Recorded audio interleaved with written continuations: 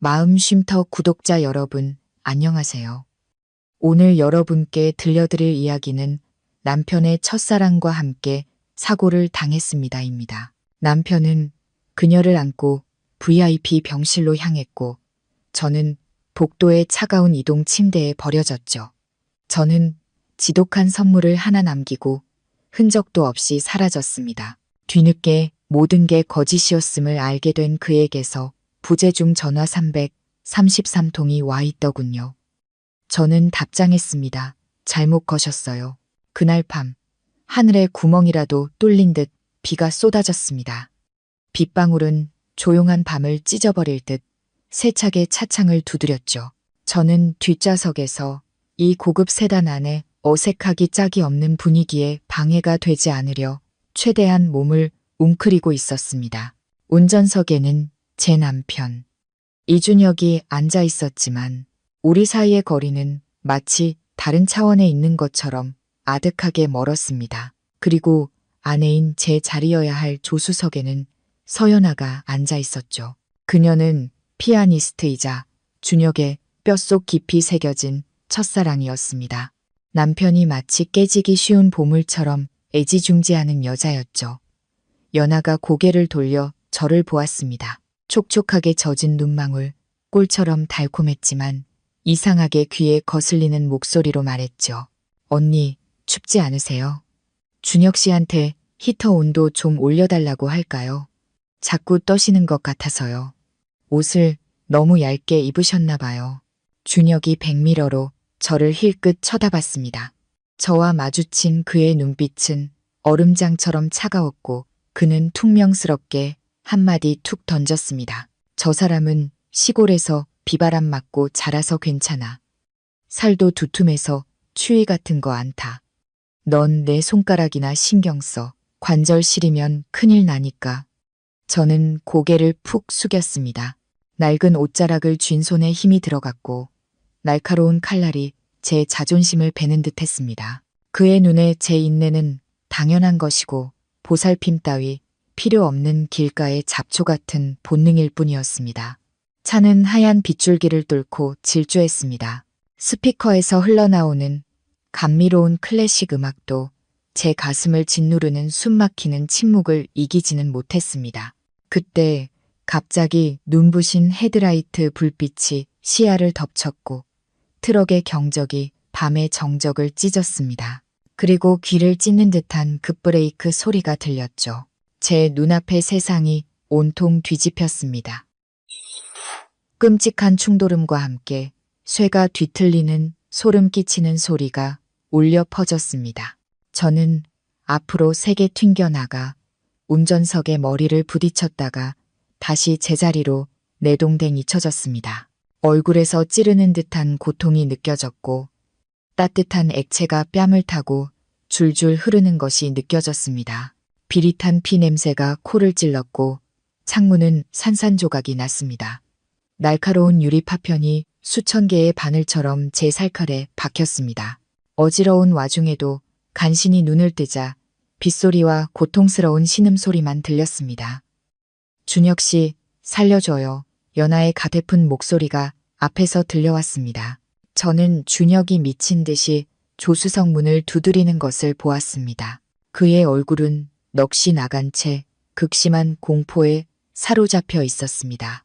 3년간의 결혼 생활 동안 단 한 번도 본 적 없는 표정이었습니다. 제 쪽의 문은 찌그러져 꼼짝도 하지 않았습니다. 저는 차 안에 갇혔고 이마에서 흐른 피가 한쪽 눈을 가렸습니다. 저는 간신히 속삭였습니다. 여보, 나 너무 아파. 하지만 그는 듣지 못하는 것 같았습니다. 아니, 어쩌면 못 들은 척하는 거였겠죠.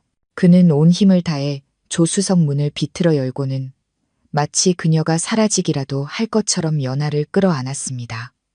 연아는 흐느끼며 왼손으로 오른팔을 감쌌습니다. 오빠, 내 손이 끼었어요. 너무 아파. 내 손 다치면 나 이제 어떻게 살아? 그 말은 준혁의 광기를 폭발시키는 스위치 같았습니다.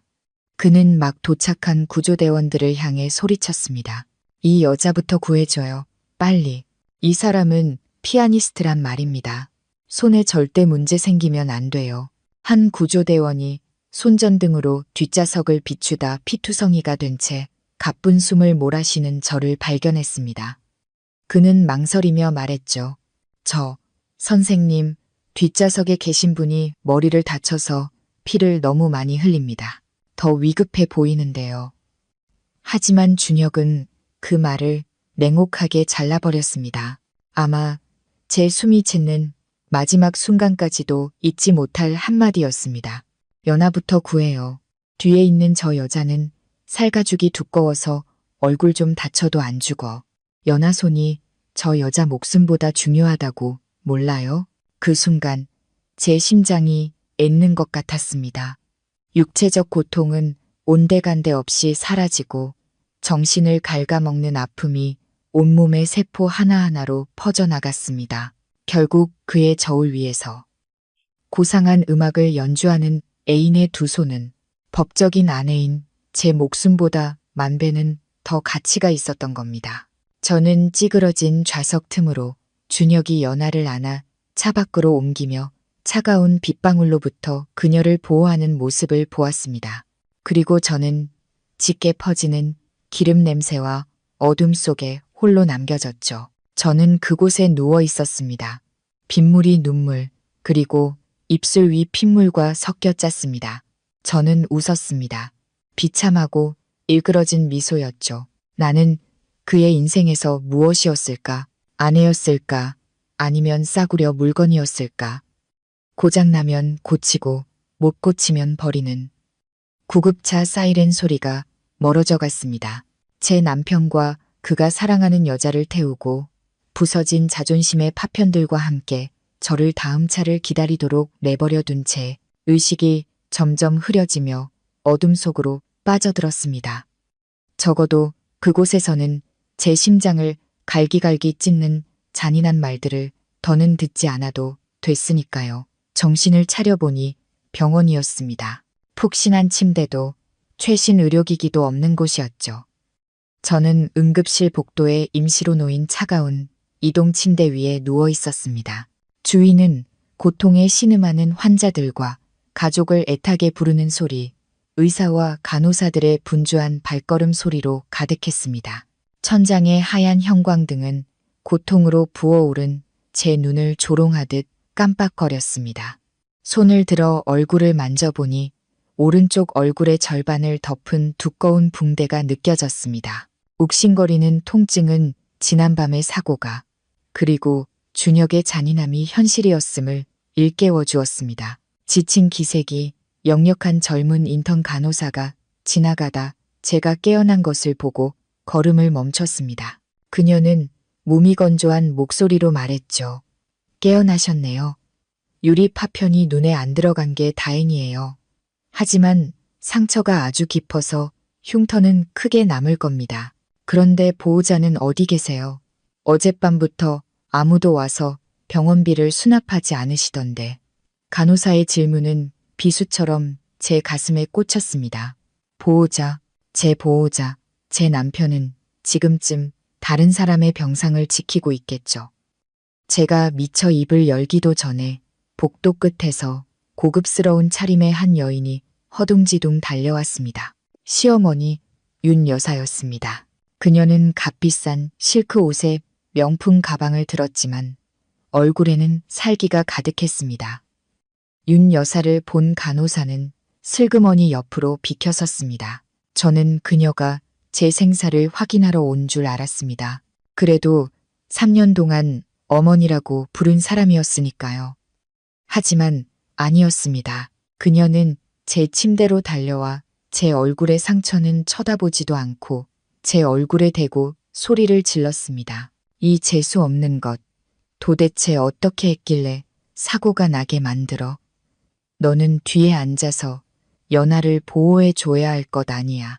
그 외손에 문제라도 생기면 내까진 목숨 100개를 내놔도 모자라. 그녀의 목소리는 시끄러운 복도에 울려 퍼졌고 수많은 호기심 어린 눈들이 제게 쏠렸습니다. 그 눈빛에는 동정심 대신 마치 제가 죄인이라도 되는 양 훑어보는 경멸만이 가득했습니다. 저는 눈물을 삼키며 잠긴 목소리로 말했습니다. 어머니, 저도 다쳤어요. 준혁 씨는 어디 있어요? 윤 여사는 비웃었습니다. 그 웃음소리는 경멸로 가득 차 있었죠. 내 남편. 지금 VIP 병실에서 연하 간호하고 있어. 그 애가 정신적으로 충격을 받아서 위로가 필요하거든. 넌 꼴을 좀 봐라. 멀쩡히 살아있잖아. 역시 총것들은 소처럼 튼튼해서 이 정도로는 끄떡도 없지. 그러고는 명품 가방을 열어 5만 원짜리 지폐 다발을 꺼내 제 몸 위로 던졌습니다. 파란 지폐들이 흩날리며 더러운 병원 이불 위로 차가운 바닥으로 떨어졌습니다. 이거나 받아서 약값해. 지금 준혁이 귀찮게 하지 말고 걔는 지금 더 중요한 일로 바쁘니까 똑똑하면 입 닥치고 있어. 우리 집안 망신시키지 말고. 저는 흩어진 돈을 바라보았습니다. 목구멍까지 치미는 굴욕감에 숨이 막혔습니다. 그녀는 저를 무엇으로 보는 걸까요? 동량이 필요한 거지. 소리치고 싶었습니다. 그 돈을 그녀의 얼굴에 다시 던져버리고 싶었습니다. 나도 사람이고 아픔을 느끼고 존중받을 필요가 있다고 말하고 싶었습니다. 하지만 그때 고향에서 신장투석 비용을 기다리며 누워 계신 양아버지의 모습이 떠올랐습니다. 그분은 제 유일한 가족이자 쓰레기 더미에서 저를 주워 키워주신 분이었습니다. 그리고 제가 이 지옥 같은 결혼을 견디는 단 하나의 이유였죠. 저는 피가 나도록 입술을 깨물며 떨리는 손으로 가슴과 바닥에 떨어진 지폐들을 한 장 한 장 주웠습니다. 돈을 주울 때마다 제 자존심도 함께 산산조각 나는 것 같았습니다. 윤 여사는 저를 곁눈질로 보더니 차갑게 코웃음을 쳤습니다. 대단한 척하더니 결국 돈에 환장한 년이었군. 그렇게 분수를 아니 다행이다. 그녀는 역한 향수 냄새만 남긴 채 휙 돌아서 가버렸습니다. 저는 소독약 냄새 가득한 복도에 남아 손에 돈다발을 꽉 쥐었습니다. 날카로운 지폐 모서리가 손바닥을 파고들었습니다. 저는 궁금했습니다. 에어컨이 시원하게 나오고 전담의사가 있는 저 화려한 VIP 병실에서 준혁은 이 복도에 외롭게 누워있는 아내를 단 한순간이라도 떠올렸을까요? 아마 아닐 겁니다. 그들의 세상에서는 돈과 지위가 인간의 가치를 재는 척도니까요. 저는 가난하고 못생겼으니 제 목숨값도 저녁 시장에 시든 채소처럼 저렴한 것이겠죠. 호화로운 병실에서는 귀족 환자의 안정을 위해 누군가 틀어놓은 듯한 감미로운 음악이 흘러나왔습니다. 하지만 제 귓가에는 저와 같은 처지의 고단한 인생들이 내쉬는 한숨 소리뿐이었습니다. 저는 눈을 감았습니다. 뜨거운 눈물 한 방울이 뺨을 타고 흘러내려 새하얀 붕대를 적셨습니다. 저는 제 인내심이 이제 한계에 다다랐음을 직감했습니다. 얼굴의 상처가 밤새 저를 괴롭혔지만 마음속의 한기는 그보다 몇 배는 더 시렸습니다. 다음 날 아침 희미한 햇살이 복도 창문으로 스며들 무렵 윤 여사가 다시 나타났습니다. 그녀는 여전히 명령조로 소리치며 중요한 사람을 제대로 보호하지 못한 죄를 연하에게 가서 사과하라고 강요했습니다. 저는 무거운 발걸음을 옮겨 길고 어두운 복도를 따라 걸었습니다. 한 걸음 한 걸음이 남아있는 자존심의 파편을 밟는 것 같았습니다. 최고급 병실 문이 열리자 에어컨의 차가운 공기가 얼굴에 와닿았습니다. 코를 찌르는 백합 향기는 제가 누워있던 곳에 암울하고 숨 막히는 냄새와는 완전히 대조적이었습니다. 제 눈앞에는 눈이 부실 정도로 행복해 보이는 가족의 풍경이 펼쳐졌습니다. 연하는 푹신한 베개에 기대 누워 있었고 얼굴은 시어머니의 말처럼 충격받은 사람 같지 않게 혈색이 좋았습니다. 그리고 제 냉정한 남편 준혁은 그녀의 입가로 따뜻한 죽을 한 숟가락씩 조심스럽게 불어주고 있었습니다. 그 행동은 얼마나 다정하고 세심하던지요. 마치 지난 3년간 그가 아프거나 술에 취했을 때 제가 그에게 해주던 방식과 똑같았습니다. 단지 차이점이라면 제가 해줄 때 그는 당연하다는 듯 무심한 표정으로 받았지만 지금 그는 마치 귀한 도자기를 다루듯 온갖 애정과 소중함을 담아 다른 여자에게 해주고 있다는 것이었죠. 피 묻은 환자복을 입고 문 앞에 멍하니 서 있는 저를 보고 연아가 작게 소리쳤습니다. 그녀의 눈이 놀란 듯 커졌다가 이내 안타깝다는 표정으로 바뀌었습니다. 그녀는 준혁의 손을 살짝 밀며 바람처럼 부드러운 목소리로 말했습니다. 준혁 씨, 은혜 언니 왔어요. 이제 언니 그만 미워해요. 언니도 다쳤잖아요. 일부러 그런 건 아닐 거예요. 원래도 예쁜 얼굴은 아니었지만 이제 얼굴에 흉터까지 생기면 더 보기 흉해질까봐 걱정이네요. 연아의 말 한마디 한마디는 겉으로는 저를 변호하는 듯했지만 실제로는 독이 묻은 바늘처럼 제 육체적, 정신적 고통을 깊숙이 찔러댔습니다.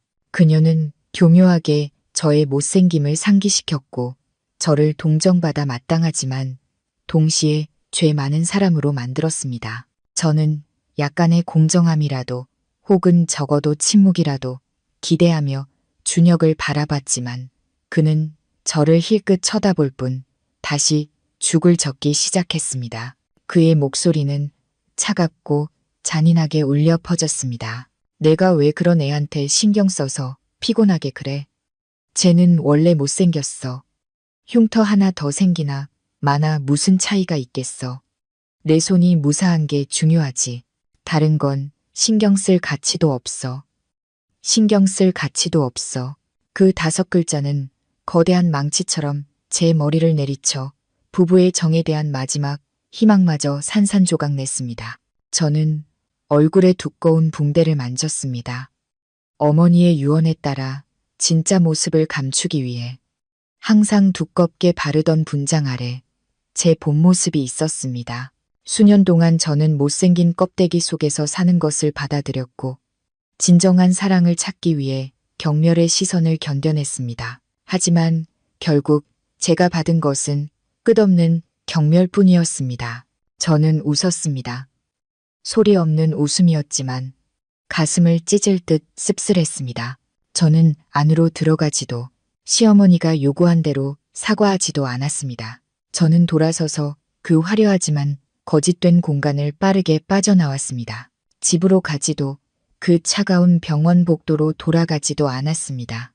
저는 택시를 잡아타고 아무도 모르게 비밀스러운 작업을 하기 위해 따로 얻어둔 낡은 골목 깊숙한 곳에 반지하 방으로 향했습니다. 좁고 축축한 방이었지만 그곳은 제가 유일하게 제 자신으로 있을 수 있는 곳이었고 거대한 제국을 무너뜨릴 수 있는 비밀이 숨겨진 곳이었습니다. 저는 침대 밑에 숨겨둔 낡은 금고를 열었습니다. 그 안에는 금은보화가 아닌 작고 검은 USB 하나가 들어 있었습니다. 3년간 준혁의 아내이자 그림자로 살면서 저는 의도치 않게 그리고 때로는 의도적으로 그룹의 불법 프로젝트와 거액의 탈세에 대한 어두운 자료들을 모아왔습니다.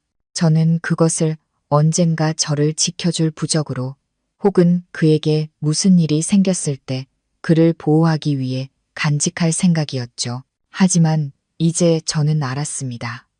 이것이 제 무기가 될 것이라는 것을. 제 계획을 실행에 옮기기도 전에 운명은 또다시 저를 조롱했습니다. 극심한 두통에 저는 반지하 방에서 정신을 잃었고 친절한 집주인 덕분에 다시 병원으로 실려가게 되었습니다. 이번에는 다인실이었습니다. 주위는 육체노동을 하는 환자들이었고 천장의 선풍기는 삐걱거리며 더운 공기를 휘젓고 있었습니다. 제가 깨어난 지 얼마 되지 않아 병실 문이 거칠게 열리고 소독약과 땀 냄새를 압도하는 독한 향수 냄새가 밀려 들어왔습니다. 연아가 들어왔고 그 뒤로는 머리부터 발끝까지 명품으로 치장한 남녀 무리가 거만한 표정으로 따라 들어왔습니다. 그들은 마치 먹이를 노리는 독수리처럼 제 병상을 둘러쌌고 조롱 섞인 눈빛으로 저를 훑어보았습니다. 연아는 침대 옆으로 다가와 팔짱을 꼈습니다. 그녀의 입가에 걸린 미소는 준혁이 있을 때와 같은 가식적인 순수함이 아니라 노골적인 너희만만이었습니다. 그녀는 허리를 숙여 제 귓가에 속삭였습니다. 남편한테 버림받고 애인 구조되는 꼴 보는 기분이 어때? 아파? 어머, 그 얼굴 좀 봐. 귀신도 울고 갈 얼굴이었는데 이제 흉터까지 생겼으니 걔도 안 쳐다보겠다. 그녀의 친구들이 폭소를 터뜨렸습니다. 그 차가운 웃음소리는 제 자존심을 베는 칼날 같았습니다. 한 금발 여자가 톡 쏘는 목소리로 말했죠. 어우, 진짜 징그러워. 준혁 오빠 취향 참 독특하다. 어떻게 저런 괴물이랑 3년이나 살았대. 연아야, 네가 오빠 인생의 구원자다. 진짜. 저런 거랑 하루 더 살았으면 수명 줄었을 거야. 저는 침대 시트를 꽉 쥐었습니다. 손톱이 손바닥을 파고드는 고통을 느끼며 가슴 속에서 들끓는 분노를 억눌렀습니다. 저는 힘주어 말했습니다. 당장 나가요. 여긴 병원이지. 당신들이 와서 난장판 피울 시장이 아니라고요. 무리의 남자 중 한 명이 다가왔습니다. 그는 제 얼굴을 치려는 듯 손을 뻗으며 비꼬는 투로 말했습니다. 이야, 못생긴 오리가 화도 낼 줄 아네? 내가 뭔데 우리한테 꺼지라 말아야? 윗사람한테 어떻게 행동해야 하는지 내가 가르쳐 줄까? 그의 손이 올라가 제 뺨을 향했습니다. 그 순간 오랫동안 억눌려왔던 생존 본능과 울분이 폭발했습니다. 더는 참을 수 없었습니다. 저는 그들이 때리고 싶으면 때리고 욕하고 싶으면 욕하는 샌드백이 아니었습니다. 저는 머리맡 탁자에 놓인 시든 국화 몇 송이가 꽂힌 유리 꽃병을 집어들어온 힘을 다해 그 남자의 머리를 내리쳤습니다. 유리가 깨지는 날카로운 소리가 울려 퍼졌고 남자는 머리를 감싸쥐며 고통스럽게 소리쳤습니다. 그의 손가락 사이로 선혈이 흘러나와 새하얀 병실 바닥으로 뚝뚝 떨어졌습니다. 병실은 아수라장이 되었고 연아의 친구들은 비명을 지르며 흩어졌습니다. 연아는 얼굴이 하얗게 질려 저를 손가락질하며 소리쳤습니다. 내가 감히 사람을 쳐. 미쳤어. 보안 요원 불러. 경찰 불러요. 이 미친 여자가 사람 죽여요. 저는 깨진 꽃병의 날카로운 목 부분을 손에 쥔 채 거칠게 숨을 몰아쉬었습니다. 저는 자신들을 상류층이라 여기던 그들이 자신들이 벌레처럼 여기던 한 사람의 반격에 공포에 질려 허둥대는 모습을 보았습니다. 보안요원과 간호사들이 들이닥쳤고 저는 순식간에 위험한 폭력범이 되었습니다. 그들은 마치 우리에서 탈출한 야수라도 보듯 저를 경계의 눈빛으로 쳐다봤습니다. 아무도 제가 왜 그랬는지 묻지 않았습니다. 아무도 제가 방금 겪었던 모욕에 대해 신경 쓰지 않았습니다. 이 세상에서 돈과 권력을 가진 자는 항상 옳았습니다. 저처럼 가난하고 못생긴 사람은 피해자라 할지라도 죄인으로 둔갑해버렸죠. 저는 유리 조각을 바닥에 떨어뜨렸습니다. 쨍그랑 하는 소리는 곧 시작될 새로운 비극의 서막을 알리는 종소리 같았습니다. 1시간도 채 되지 않아 저는 경찰서로 연행되었습니다. 눈이 아플 정도로 밝은 조명 아래 차가운 취조실에 앉아 있으면서도 저는 준혁이 올 것이라는 신락 같은 희망을 품고 있었습니다. 어쨌든 저는 그의 아내이자 그 집안의 며느리였으니까요. 제 명예는 곧 그의 가족의 체면이기도 했습니다. 그리고 그는 정말로 왔습니다. 번지르르한 개인 변호사와 함께 들어섰죠. 하지만 저를 보는 그의 눈에는 걱정이나 안타까움은 조금도 없었고 오직 지긋지긋한 혐오와 피로감만이 가득했습니다. 연아는 그의 옆에 앉아 자신과 친구들은 단지 저를 위로하고 격려하러 왔을 뿐인데 제가 갑자기 미친 듯이 질투심에 사로잡혀 친구를 공격했다고 눈물로 호소했습니다.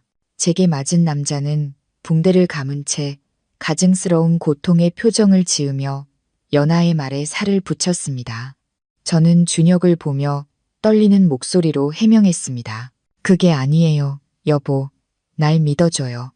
그 사람들이 먼저 나를 모욕했어요. 나를 때리려고 해서 그래서 닥쳐. 준혁이 제 말을 끊으며 소리쳤습니다. 좁은 방 안에 울리는 고함 소리에 저는 움찔했습니다. 그는 마치 처음 보는 사람을 보듯 차가운 눈으로 저를 쏘아보았습니다. 내 꼴을 좀 봐.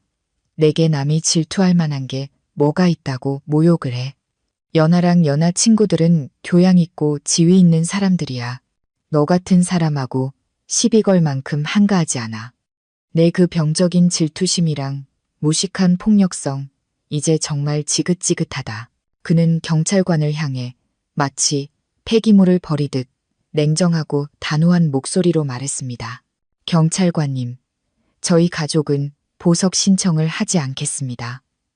저 여자는 자기가 저지른 잘못에 대해 벌을 받아야 합니다. 구치소에 며칠 들어가서 정신 좀 차리게 해주세요. 그 난폭한 버릇도 좀 고치고요. 피해자 쪽 보상 문제는 제가 알아서 처리하겠습니다. 그의 말 한마디 한마디가 칼날이 되어 제 심장을 난도질했습니다. 저는 제 귀를 의심했습니다. 제가 한때 온 마음을 다해 사랑했던 남편이 이제는 애인과 그 쓰레기 같은 친구들의 명예를 지키기 위해 제 손으로 저를 감옥으로 밀어넣고 있었습니다. 구치소에서의 7일은 제 인생에서 가장 긴 시간이었습니다. 축축하고 냄새나는 감방은 모기와 바퀴벌레로 가득했습니다. 저는 거칠고 험악한 여자들과 함께 갇혔습니다. 첫날 밤 저는 그 방의 왕초에게 이유 없이 두들겨 맞았습니다. 단지 얼굴이 마음에 안 든다는 이유였죠. 비처럼 쏟아지는 주먹과 발길질은 사고로 다친 상처 위로 정확히 떨어졌고 저는 비명조차 지를 수 없을 정도로 고통스러웠습니다. 저는 벽 구석에 몸을 웅크린 채 이를 악물고 고통을 견뎠습니다. 상처에서 다시 흘러나오는 뜨거운 피가 구겨진 수감복을 적시는 것을 느꼈습니다. 그 고독한 어둠 속에서 준혁에 대한 제 사랑은 완전히 죽어버렸습니다. 고통스럽고 억울하게 저는 지난 3년간의 제 희생과 인내가 얼마나 무의미하고 어리석었는지 깨달았습니다. 그들은 저를 인간으로 여기지 않았습니다. 그들은 제 인격을 짓밟고 제 자유를 빼앗았습니다. 좋습니다. 그들이 저를 막다른 길로 몰아넣고 싶다면 상처 입은 짐승의 반격이 얼마나 무서운지 똑똑히 보여주겠습니다. 저는 반지하 방에 고이 잠들어 있는 USB를 떠올렸습니다. 그것은 더 이상 저를 지키는 부적이 아니었습니다. 그것은 심판의 칼날이 될 것입니다. 저는 제 자신에게 맹세했습니다. 제게 이 고통을 안겨준 자들, 한 사람 한 사람 모두 끔찍한 대가를 치르게 할 것이라고 저는 죽지 않을 겁니다. 살아야 했습니다. 살아서 그들이 제 발밑에 무릎 꿇고 후회하는 날을 지켜봐야 했습니다. 이 몸에 새겨진 흉터들은 제 증오의 증거가 될 것입니다. 다시는 마음 약해지지 말라고 저를 일깨워 줄 겁니다. 제가 출소하던 날 모든 것을 태워버릴 듯 햇살이 뜨거웠습니다. 저는 조용히 풀려날 줄 알았지만 아니었습니다. 준혁 집안의 고급 세단이 구치소 정문 앞에 이미 대기하고 있었습니다. 저를 데리러 온 것은 준혁이 아니라 윤 여사의 개인 기사였습니다. 그는 제게 화려한 드레스와 화장품 상자를 건네며 차가운 목소리로 사모님의 말을 전했습니다. 사모님께서 깨끗이 씻고 화장으로 흉터 다 가리고 바로 한강 유람선 선착장으로 오라고 하셨습니다. 오늘 중요한 파트너들을 접대하는 파티가 있으니 가족 체면을 위해 반드시 참석하라고요. 이 집안 며느리가 감옥 갔다 왔다는 소리 듣게 하지 말라고 하셨습니다. 저는 비웃었습니다. 체면. 저한테 그런 짓을 하고도 그들은 아직 체면이라는 두 글자를 입에 담을 낯이 있을까요? 하지만 저는 차에 올랐습니다. 그들이 연기하는 이 마지막 연극이 어디까지 가는지 보고 싶었으니까요. 파티는 최고급 유람선 위에서 열렸습니다. 화려한 조명과 감미로운 재즈 음악, 값비싼 샴페인이 넘쳐났습니다. 저는 희미한 그림자처럼 구석에 서 있었습니다. 반면 준혁과 연하는 천생연분처럼 나란히 서서 하객들의 축하를 받고 있었습니다. 오늘 밤 연하는 여신처럼 눈부셨고 순백의 드레스는 그녀의 청순함을 더욱 돋보이게 했습니다. 혼자 서 있는 저를 보고 그녀가 와인 잔을 들고 다가왔습니다. 입가에는 승리의 미소가 걸려 있었죠. 그녀는 저에게 조용하고 사람이 드문 뒤쪽 가판으로 따라오라는 신호를 보냈습니다. 거센 바닷바람이 머리카락을 흩날렸습니다. 연하는 와인을 한 모금 마시고는 저를 돌아보며 경멸과 아기가 가득한 눈빛으로 말했습니다. 감옥 콩밥은 맛있었어, 은혜 언니. 그녀가 낄낄거렸습니다. 그 웃음소리가 파도 소리와 섞여 소름 끼치게 들렸습니다. 내가 알려줄게. 사고부터 병원 일, 그리고 네가 감옥에 간 것까지 전부 내 계획이었어. 넌 그냥 장기판의 조을, 준혁 씨가 집안에 반항하기 위해 쓴 도구였고, 이제는 내가 그 집안에 정식으로 들어가기 위한 발판일 뿐이야. 너처럼 못생기고 가난한 게 무슨 자격으로 나랑 경쟁하려고 해? 저는 그녀를 보았습니다. 마음은 이상할 정도로 평온했습니다. 더 이상 분노는 없었고 오직 혐오감만 느껴졌습니다. 네가 이겼다고 생각해? 손바닥으로 하늘을 가릴 순 없어, 연하야. 네가 한 짓, 하늘이 알고 땅이 알고 내가 알아. 연하의 표정이 굳어졌습니다. 그녀는 달려들어 제 멱살을 잡았습니다. 아름다운 얼굴이 흉측하게 일그러졌죠. 내가 뭘 알아? 지금 날 협박하는 거야? 똑똑히 들어. 넌 그냥 쓰레기야. 우리는 난간 바로 옆에서 몸싸움을 벌였습니다. 갑자기 연하가 악마 같은 미소를 지었습니다. 그녀는 스스로 손을 놓고 뒤로 몸을 젖히며 날카롭게 소리쳤습니다. 악, 은혜 언니, 이러지 마. 살려주세요. 그녀의 몸은 시커먼 강물 속으로 떨어졌습니다. 하지만 그녀의 손은 제 드레스 자락을 붙잡아 저를 함께 끌고 들어갔습니다. 차가운 강물이 온몸을 감쌌습니다. 짜릿한 물이 코와 입으로 들어와 숨이 막혔습니다.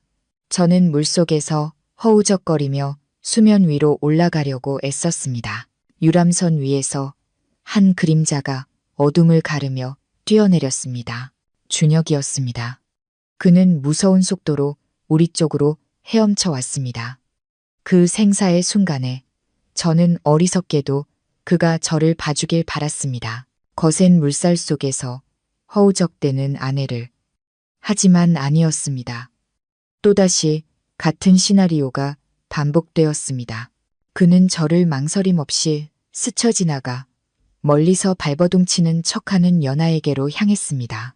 그는 그녀를 보물처럼 끌어안고는 제가 서서히 바다의 어둠 속으로 가라앉는 것을 외면했습니다. 저는 발버둥을 멈추고 몸을 물에 맡겼습니다. 눈물이 짠 강물에 섞여 흘렀습니다. 저는 유람선의 불빛을 향해 멀어져가는 그들의 뒷모습을 보았습니다.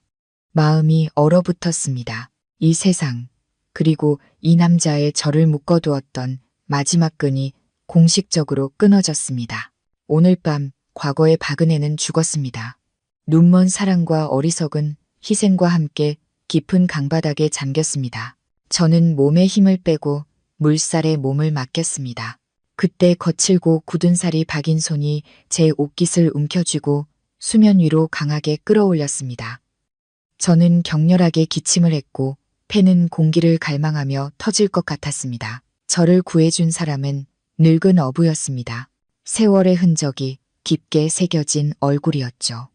그는 저를 흔들리는 작은 배 위로 끌어올렸습니다. 희미한 손전등, 불빛이 제 얼굴을 비췄습니다.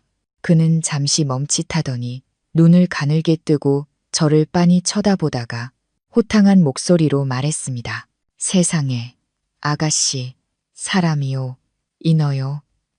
이렇게 예쁜 양반이 무슨 생각으로 물에 뛰어들었소. 저는 손을 들어 얼굴을 만졌습니다. 두꺼운 분장, 쌍꺼풀 테이프, 진짜 모습을 감추기 위해 사용했던 모든 위장술이 강물에 깨끗이 씻겨 내려간 후였습니다. 어머니의 유언에 따라서 말이죠. 이제 희미한 달빛 아래 저는 하얀 피부와 슬픔에 잠긴 맑은 눈을 가진 제 본 모습으로 돌아와 있었습니다. 저는 그에게 힘없이 미소 지었습니다. 그 무거운 가면을 벗어던진 후의 첫 미소였죠. 죽으려던 거 아니에요, 아저씨. 그냥 물에 빠진 거예요. 친절한 어부에게 감사 인사를 하고 해경에 신고하겠다는 제안을 거절한 후 저는 택시를 잡아타고 비밀스러운 제 반지하 방으로 향했습니다. 깨끗이 씻고 거울 앞에 섰습니다. 거울 속 여자는 낯설면서도 익숙했습니다. 이 눈, 이 코는 어머니가 제게 남겨주신 유산이었지만 동시에 제가 불행을 피하기 위해 못생긴 껍데기 속에 숨어 살게 만든 원인이기도 했습니다. 하지만 이제 더는 숨을 필요가 없었습니다. 저는 더 이상 잃을 것이 없었으니까요. 저는 책상에 앉아 컴퓨터를 켰습니다. 책상 위에는 준혁과 탐욕스러운 주주들이 저지른 모든 금융비리, 탈세, 유령 프로젝트에 대한 증거가 담긴 검은색 USB가 놓여 있었습니다. 저는 깊은 숨을 들이쉬고 키보드 위를 움직여 국세청 조사과에 바로 이메일을 보내고 사본을 그룹의 가장 큰 경쟁사들에게도 보냈습니다. 전송 버튼을 누르자 가슴을 짓누르던 천근만근의 돌덩이가 사라지는 기분이었습니다. 이것은 비열한 복수가 아니라 저 자신과 법을 위해 되찾는 정의였습니다. 저는 몇 가지 간단한 개인 물품을 챙겨 낡은 배낭에 넣었습니다. 공항으로 가기 전 저는 택배 회사에 들렀습니다. 차가운 다이아몬드 결혼 반지와 제 이름이 서명된 이혼 서류를 봉투에 넣어 준혁의 회사 주소로 보냈습니다. 저는 그를 다시 만나고 싶지 않았고 어떤 진부한 변명도 듣고 싶지 않았습니다. 심야 비행기는 저를 이 도시에서 떠나게 해주었습니다.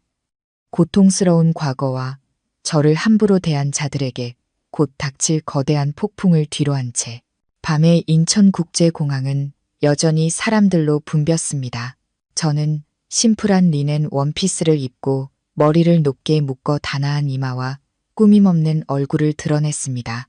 한 젊은 여행객이 몰래 제 사진을 찍어 SNS에 올렸습니다. 공항에서 여신님 만남.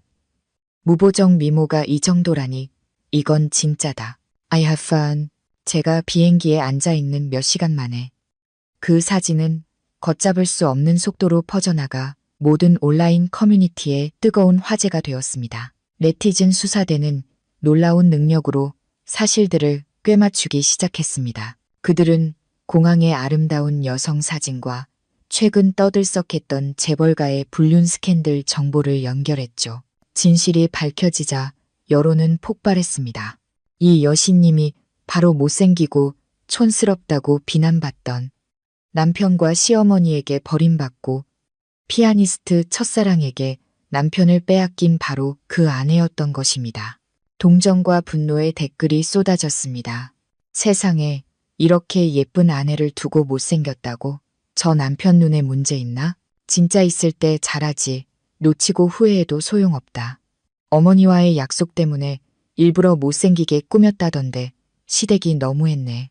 그 서연아라는 피아니스트, 이분에 비하면 하늘과 땅 차이네.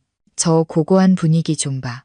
박복한 미인이었던 어머니가 딸에게 미모를 감추라고 유언했다는 사연까지 알려지면서 제 운명에 대한 대중의 연민은 더욱 커져갔습니다. 동시에 진짜 폭풍이 준혁의 그룹에 닥쳤습니다. 제가 보낸 USB의 명백한 증거와 함께 익명의 탈세 고발 이메일이 관계 당국에 접수되었습니다. 다음 날 아침 회사의 주가가 회장의 이혼설과 연애 스캔들로 폭락하고 있을 때 국세청 조사팀이 본사에 들이닥쳐 자료를 압수했습니다. 잭에서 데이터 사본을 받은 경쟁사들도 이 기회를 놓치지 않고 미디어 공격을 퍼부어 준혁의 제국을 거세게 흔들었습니다. 저는 휴대폰을 끄고 비행기 창밖을 보았습니다. 뭉게 구름이 흘러가고 있었습니다. 저 아래 도시는 바그네라는 이름으로 들끓고 있었지만 지금의 저는 아주 먼 곳에 있었습니다. 준혁은 회의실에 앉아 있었습니다. 급락하는 주가에 대해 주주들에게 해명하느라 머리가 터질 것 같았죠. 회의실의 공기는 무거웠고 원로들의 수군거림은 그를 더욱 짜증나게 했습니다. 갑자기 회의실 문이 거칠게 열리고 비서가 태블릿 PC를 든 채 창백한 얼굴로 뛰어 들어왔습니다. 그녀는 준혁 앞에 태블릿 PC를 내려놓으며 떨리는 목소리로 말했습니다. 회장님, 이거 보셔야 합니다. 지금 인터넷이 난리가 났습니다. 준혁은 미간을 찌푸리며 짜증스럽게 태블릿 PC를 집어들었습니다. 화면에는 공항에서 몰래 찍힌 사진이 있었습니다. 머리를 높게 묶은 여자가 아련한 눈빛으로 먼 곳을 바라보고 있었습니다. 준혁의 심장이 쿵 내려앉았습니다. 이 얼굴, 이 눈빛, 왜 이렇게 익숙한 걸까? 두꺼운 안경도 촌스러운 화장도 없었지만 그 고독한 모습, 그 입을 꾹 다문 방식, 은혜. 그는 무의식적으로 중얼거렸지만 목소리는 목구멍에서 막혔습니다. 그는 미친 듯이 댓글을 훑어내렸고 칼날처럼 가슴을 후벼 파는 글들을 읽었습니다. 이렇게 예쁜 아내를 버리다니. 남편 마음 떠보려고 일부러 못생기게 꾸몄다는데 남편이 쓰레기였네. 저 남편 지금쯤 땅을 치고 후회하겠지. 태블릿 PC를 쥔 준혁의 손이 부들부들 떨렸습니다. 그는 은혜가 고개를 숙이던 순간들, 그가 그녀를 못생겼다고 비난하던 순간들, 그녀를 연하와 비교하던 순간들을 떠올렸습니다. 그가 항상 도구이자 집안의 오점이라고 여겼던 여자가 사실은 그가 제 손으로 내던져버린 귀한 보석이었던 것입니다. 준혁은 멍하니 서 있는 주주들을 내버려 두고 회의실을 뛰쳐나갔습니다.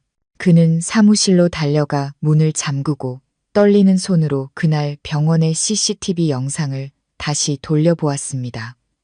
그가 한 번도 신경 써서 보지 않았던 영상이었죠. 화면에는 그의 어머니 윤 여사가 은혜의 얼굴에 손가락질하며 심한 욕설을 퍼붓는 모습이 선명하게 나타났습니다. 그는 묵묵히 모든 것을 감내하는 은혜의 고독하고 고통스러운 모습을 보았습니다. 그리고 가장 고통스러운 것은 카메라 녹음 파일에서 흘러나오는 자신의 목소리를 들었을 때였습니다. 은혜와 결혼한 것은 세간의 눈을 가리기 위한 위장이었다고 어머니에게 말하는 순간이었죠. 영상 속에서 은혜는 문 뒤에 숨어 그 잔인한 말을 모두 듣고 있었습니다. 그는 그녀의 어깨가 떨리는 것을, 그녀가 울음소리를 내지 않으려 입을 막는 것을, 그리고 조용히 돌아섰던 것을 보았습니다. 그 순간 준혁의 심장은 누군가에게 꽉 쥐어짜이는 것 같았습니다. 그녀는 모든 것을 알고 있었던 겁니다. 자신이 속고 이용당했다는 것을 알면서도 마지막 순간까지 침묵하며 견뎌냈던 것입니다. 후회가 쓰나미처럼 밀려와 그를 죄책감과 상실감 속에 잠기게 했습니다. 그는 권력 게임에서는 이겼지만 인간관계의 게임에서는 처참하게 패배했습니다. 그는 책상에 머리를 박고 두 손으로 얼굴을 감쌌습니다. 지난밤 흠뻑 젖은 드레스 차림으로 시커먼 강물 속에 버려졌던 은혜의 모습이 다시 떠올라 그를 괴롭혔습니다. 내가 무슨 짓을 한 거지? 그는 자신을 진심으로 사랑했던 유일한 사람의 심장을 덧없는 환영을 쫓기 위해 죽여버린 것이었습니다. 저는 안개가 자욱한 강원도의 한적한 산골 마을에 막 도착했습니다. 그때 휴대폰이 미친 듯이 울리기 시작했습니다. 화면에는 제가 한때 소중하게 저장해 두었던 남편이라는 이름이 비웃듯 떠 있었습니다. 한 통, 두 통, 그리고 10통. 준혁은 미친 사람처럼 제게 전화를 걸었습니다. 저는 전원을 끄지도 수신 거부를 하지도 않았습니다. 그저 나무 탁자 위에 휴대폰을 가만히 두었습니다.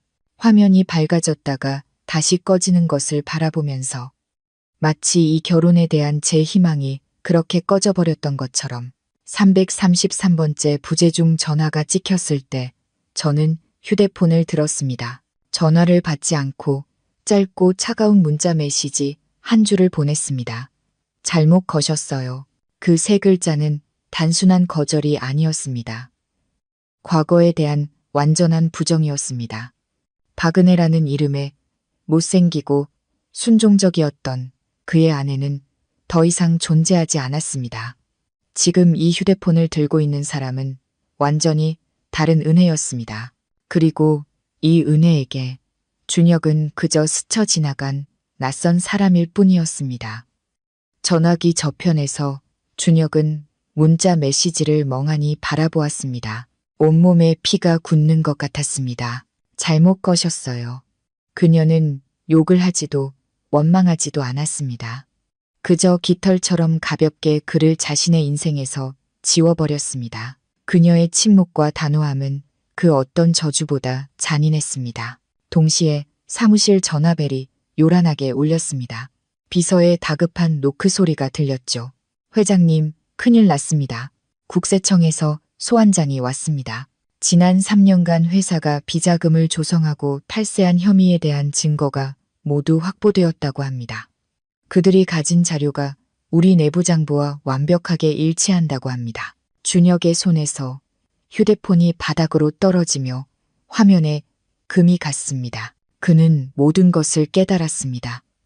은혜가 남긴 선물은 단순한 이별이 아니라 그가 온갖 수단을 동원해 쌓아 올린 커리어를 무너뜨리는 치명타였습니다.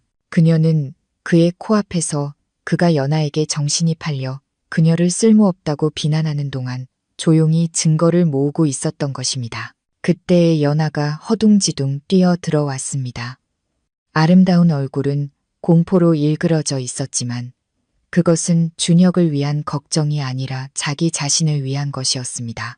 준혁 씨, 회사 계좌가 동결됐다고 들었어요. 그럼 내 공연 개런티는? 내 스파 체인 투자금은 어떻게 되는 거예요? 책임져 줘야죠. 약속했잖아요. 준혁은 자신이 한때 첫사랑이라 여겼던 여자를 올려다 보았습니다. 이제 그녀는 속물적인 꽃뱀의 본색을 드러내고 있었습니다. 연하와 은혜의 차이는 그 어느 때보다 명확했습니다.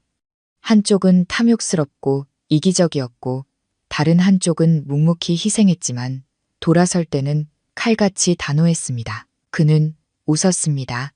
넓고 텅 빈 회장실에 광기 어린 웃음소리가 울려 퍼졌습니다. 잘못 거셨어요 라는 문자를 보낸 후 저는 안개가 자욱한 산골 마을에서 제 인생에서 가장 평화로운 날들을 보냈습니다.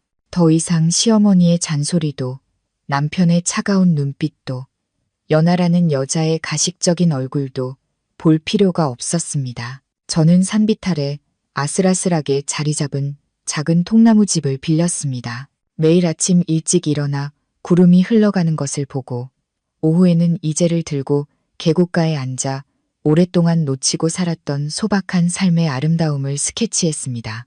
제가 자유를 만끽하는 동안 도시에서는 제가 남기고 온 폭풍이 준혁의 모든 오만을 휩쓸어 버렸습니다. 한때 강력했던 건설 그룹은 명백한 탈세 증거 앞에 휘청거렸습니다.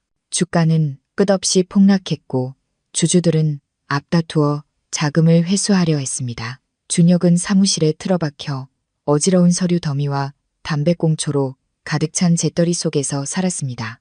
그는 눈에 띄게 초췌해졌고 덥수룩한 수염과 잠 못 이뤄 충혈된 눈은 그를 다른 사람처럼 보이게 했습니다. 어느 술 취한 밤, 그리움과 후회가 마음을 찢어놓을 때 준혁은 무의식적으로 인터넷을 헤매며 제 흔적을 찾았습니다. 그는 제가 한가할 때마다 그림을 그리던 습관이 있었다는 것을 어렴풋이 기억해냈습니다. 예전에는 한 번도 쳐다보려 하지 않았던 그림들이었죠. 운명의 장난이었을까요? 그는 힐링 스타일의 디자인을 다루는 익명의 건축 포럼에 들어가게 되었습니다. 그리고 그의 시선은 몇 시간 전에 막 올라온 한 스케치에서 멈췄습니다. 그것은 시냇가 옆 작은 통나무집을 그린 그림이었습니다. 현관 앞에는 덩굴 장미가 피어 있었고 얼룩 고양이 한 마리가 햇볕을 쬐고 있었습니다. 그 그림체, 그 음영 처리, 그리고 그림 오른쪽 구석에 아주 작은 서명까지 모든 것이 가슴 아프도록 익숙했습니다. 그것은 바로 제 그림이었습니다. 그가 한때 쓸모없고 빌부터 살기만 한다고 여겼던 아내의 준혁의 심장이 세차게 뛰었습니다. 절망의 어둠 속에서 희미한 희망의 빛이 보였습니다. 그는 즉시 그룹의 IT팀에 전화를 걸어 흥분으로 갈라진 목소리로 그 사진을 올린 사람의 IP 주소를 추적해달라고 요청했습니다. 결과가 나왔습니다. IP 주소는 강원도의 안개 낀 산골 마을에서 발신된 것이었습니다. 준혁은 한순간도 망설이지 않았습니다. 그는 다음날 아침 은행과의 중요한 회의도, 비서의 만류도, 전화기 너머로 들려오는 연하의 고함도 무시했습니다. 그는 차에 뛰어들어 엑셀을 끝까지 밟고 잃어버린 보물을 되찾기 위해 시간과 경쟁하는 미친 사람처럼 어둠 속을 질주했습니다. 그의 머릿속에는 오직 하나의 생각뿐이었습니다. 은혜를 찾아야 한다. 그녀를 만나야 한다. 비록 뒤늦은 사과 한마디를 하기 위해서라도 그날 오후 꿀처럼 노란 햇살이 맑은 시냇물 위로 쏟아졌습니다. 물밑에서는 조약돌들이 반짝였습니다. 저는 커다란 바위 위에 앉아 붓을 들고 미완성인 풍경화에 색을 입히는데 열중하고 있었습니다. 산들바람이 불어와 이마의 잔머리를 흩날렸습니다. 풀과 꽃의 향기가 실려와 마음을 편안하게 해주었습니다. 저는 과거의 못생긴 껍데기를 완전히 벗어던지고 심플한 아이보리색 리넨 원피스를 입고 있었습니다. 화장기 없는 얼굴이었지만 생기가 넘치고 빛이 났습니다. 색채에 몰두하고 있을 때 등 뒤에서 마른 잎을 밟는 다급한 발소리가 들렸습니다. 그 발소리는 이상하게 익숙했습니다.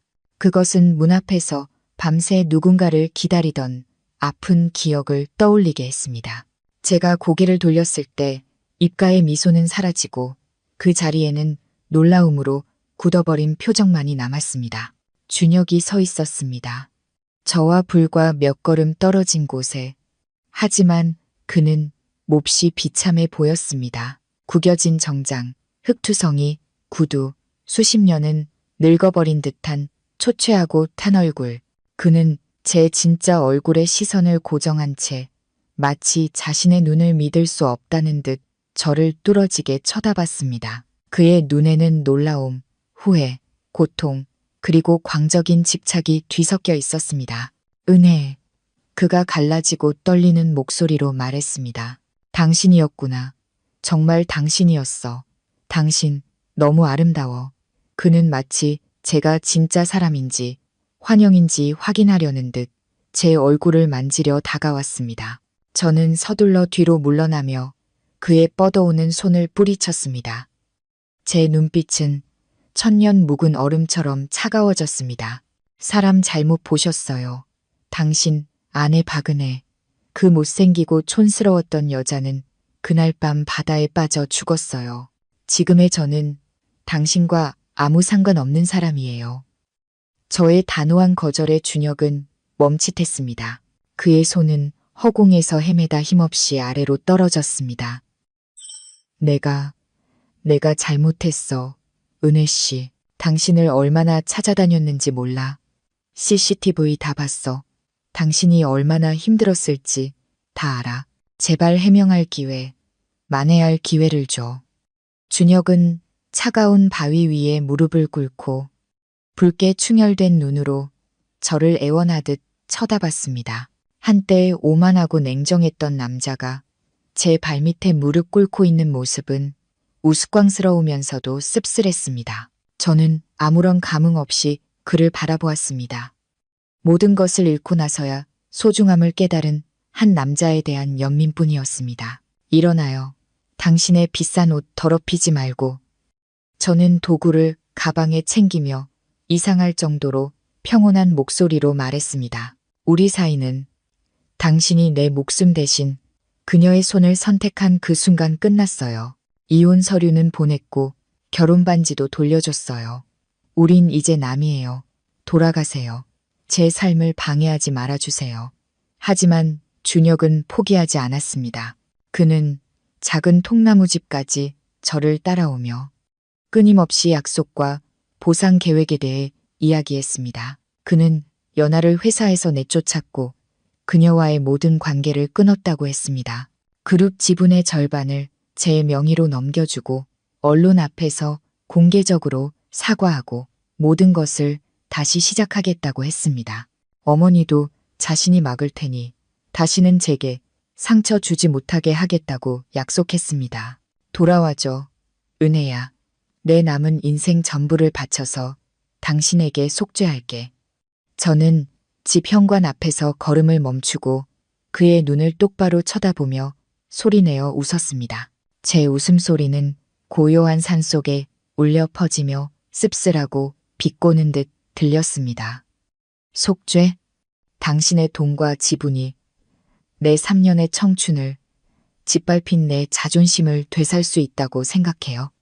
그녀를 내쫓으면 모든 게 끝날 거라고 생각해요. 저는 준혁에게 다가가 그의 흔들리는 눈을 깊이 들여다보았습니다. 제 말 한마디 한마디는 칼날처럼 날카로웠습니다.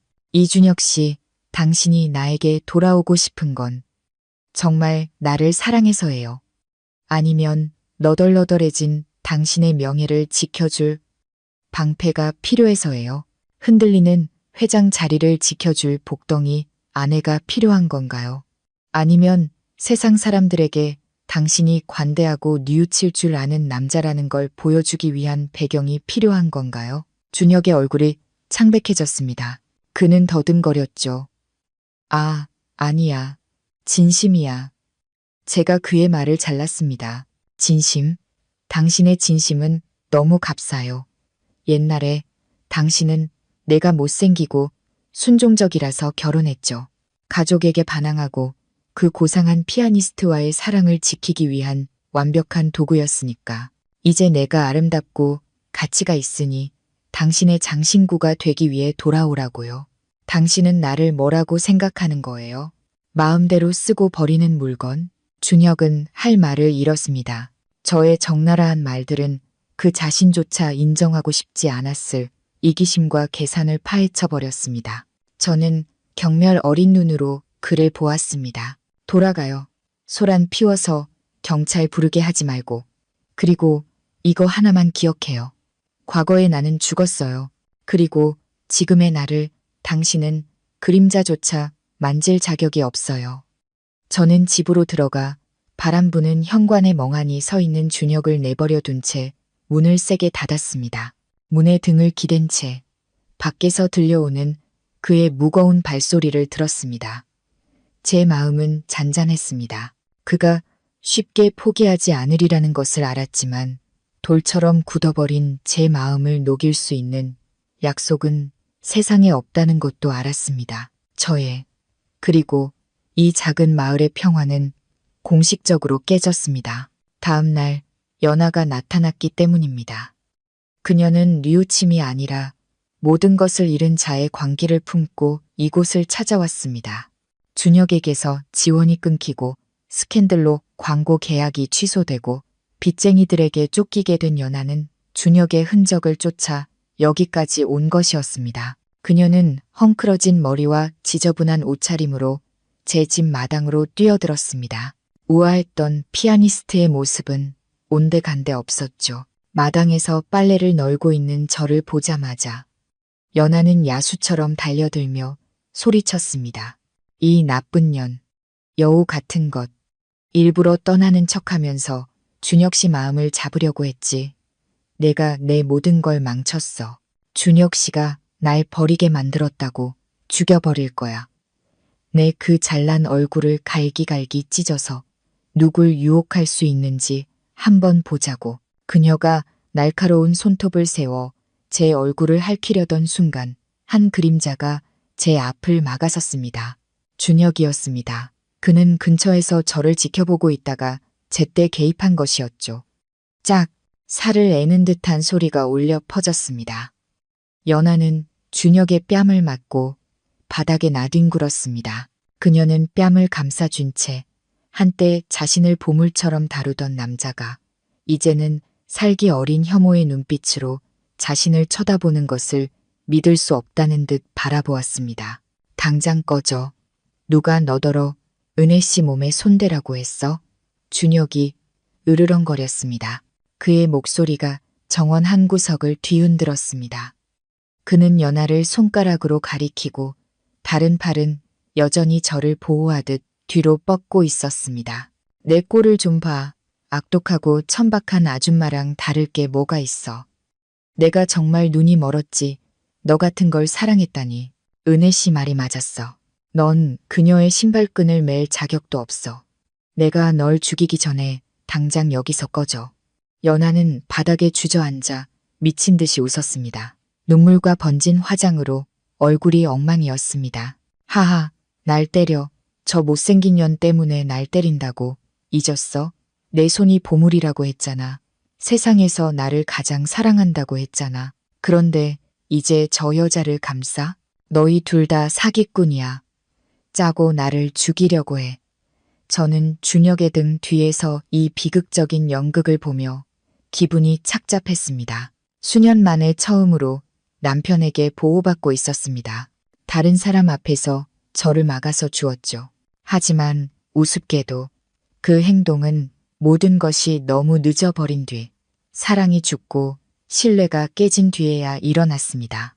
저는 한때 기대고 싶었던 준혁의 넓은 등을 보았습니다. 이제는 낯설고 차갑게만 느껴졌습니다. 그는 저를 사랑해서가 아니라 자신의 잘못을 속죄하고 남은 양심을 지키기 위해 저를 보호하고 있었습니다. 준혁 씨, 그만해요. 제가 평온한 목소리로 말했습니다. 여기서 영웅놀이 그만하고 저 여자나 내보내요. 두 사람의 희극으로 우리 집 마당 더럽히고 싶지 않으니까. 준혁은 고통스러운 눈빛으로 저를 돌아봤지만 감히 아무 말도 하지 못하고 막 달려온 경호원 2명에게 조용히 신호를 보내 연하를 질질 끌고 나가게 했습니다. 소동이 끝난 후 작은 마을의 공기는 마치 폭풍 전야처럼 무겁게 가라앉았습니다. 저는 준혁의 단호한 태도와 위협적인 말이 연하를 겁먹게 하기에 충분했을 거라고 생각했습니다. 하지만 저는 모든 것을 잃은 사람의 광기를 너무 얕봤습니다. 3년 동안 순종적인 껍데기 속에서 살아온 저는 막다른 길에 몰린 인간의 악독한 마음을 아직 다 헤아리지 못했던 것입니다. 그날 저녁 하늘에서 비가 억수같이 쏟아졌습니다. 굵은 빗방울이 통나무 집의 양철 지붕을 두드리며 불안한 소리를 냈습니다. 저는 내일까지 급하게 완성해야 할 그림에 필요한 특별한 파란색 물감이 떨어진 것을 발견했습니다. 저는 이렇게 비가 많이 오는데 아무도 밖에 나오지 않을 것이고 이 마을은 원래 치안이 좋다고 생각했습니다. 저는 급히 비옷을 걸치고 우산을 든 채 언덕 초입에 있는 화방으로 걸어갔습니다. 비에 젖은 돌길은 미끄러웠습니다. 희미한 가로등 불빛이 무릉덩이를 만들었습니다. 저는 신발이 젖지 않도록 길가에 붙어 걸었습니다. 그때 헤드라이트를 끈 낡은 트럭 한 대가 어두운 골목에서 튀어나와 제 앞을 막아섰습니다. 타이어가 길에 끌리는 날카로운 소리가 천둥 소리와 섞여 심장을 택기할 뻔했습니다. 차문이 열리고 험상궂게 생긴 건장한 남자 3명이 쇠 파이프를 든 채 뛰어내렸습니다. 제가 소리 지를 틈도 없이 뒤에서 강한 약품 냄새가 덮쳐왔습니다. 약에 적신 손수건이 제 코와 입을 막았고 목구멍에서 나오려던 모든 소리를 차단했습니다. 저는 필사적으로 몸부림쳤고 손에 들고 있던 우산은 흙탕물 속으로 떨어져 굴렀습니다. 의식이 희미해지는 순간 저는 조수석에서 내리는 연하를 보았습니다. 그녀는 우산도 쓰지 않은 채 비를 맞고 있었고 빗물에 번진 화장 아래로 증오와 승리감에 일그러진 얼굴이 드러났습니다. 그녀는 점점 정신을 잃어가는 저를 보며 소름 끼치는 미소를 짓고는 이를 악물고 말했습니다. 내가 말했지. 내가 가질 수 없으면 너도 편하게 살 생각하지 말라고. 오늘 밤이 네가 빛을 보는 마지막 밤이 될 거야. 이 나쁜 년. 그것이 제가 현실적인 악몽 속으로 어둠 속으로 빠져들기 전에 들은 마지막 말이었습니다. 그 시각 준혁은 호텔 거실에 앉아 창밖에 비가 그칠 기미를 보이지 않자 초조해하고 있었습니다. 불길한 예감이 들었고 보이지 않는 불안감이 속을 긁는 듯했습니다. 그는 저를 몰래 보호하도록 배치한 경호원에게 전화를 걸었지만 수화기 너머에서는 신호음만 계속되었습니다. 준혁은 벌떡 일어나 겉옷도 챙기지 못한 채 방을 뛰쳐나와 제 통나무 집으로 향했습니다. 그가 도착했을 때 그가 본 것은 길 한가운데 뒤집힌 채 놓여있는 제 우산과 풀밭 옆에 떨어진 천 신발 한 짝뿐이었습니다. 저는 축축하고 버려진 창고에서 깨어났습니다. 오랫동안 사용되지 않은 낡은 농산물 집화장이었죠. 머리는 깨질 듯 아팠고 손발은 썩은 나무 의자에 단단히 묶여 있었습니다. 창고 안의 유일한 빛은 연화가 든 고출력 손전등에서 나왔는데 그 빛이 제 얼굴을 정면으로 비춰 눈이 부셨습니다. 그녀 주위에는 저를 납치한 남자 3명이 있었습니다. 그들은 담배를 피우며 굶주린 짐승처럼 탐욕스러운 눈으로 저를 쳐다보고 있었습니다. 연하가 다가왔습니다. 그녀는 날카로운 과도를 들고 있었고 칼날은 차가운 빛을 반사하며 제 얼굴 앞을 오갔습니다. 깨어났네. 지금 내 꼴 참 볼만하다. 은혜야. 나를 피할 수 있을 거라고 생각했어? 준혁 씨가 널 영원히 지켜줄 거라고 생각했어? 그녀가 낄낄거렸습니다. 텅 빈 공간에 울리는 그 웃음소리는 소름이 돋았습니다. 난 모든 걸 잃었어. 커리어, 명성, 돈, 전부 너 때문이야. 오늘 하나씩 다 되찾을 거야. 내가 자랑스러워하는 그 얼굴부터 시작하지. 그녀는 제 뺨에 칼끝을 살짝 댔습니다. 저는 날카롭고 차가운 감촉과 함께 따뜻한 피가 흘러나오는 것을 느꼈습니다. 저는 입술을 깨물고 한마디 비명도 지르지 않은 채 온갖 경멸을 담아 그녀를 쏘아보았습니다. 너 미쳤구나, 연하야. 이런 짓을 하면 네 인생을 망치는 거야. 평생 감옥에서 썩게 될 거라고. 연하가 소리쳤습니다. 두렵지 않아. 어차피 난 끝났어. 너랑 같이 죽을 거야. 그녀가 제 목을 향해 칼을 내리그스려던 바로 그 순간 창고 문이 다른 트럭에 의해 박살났습니다.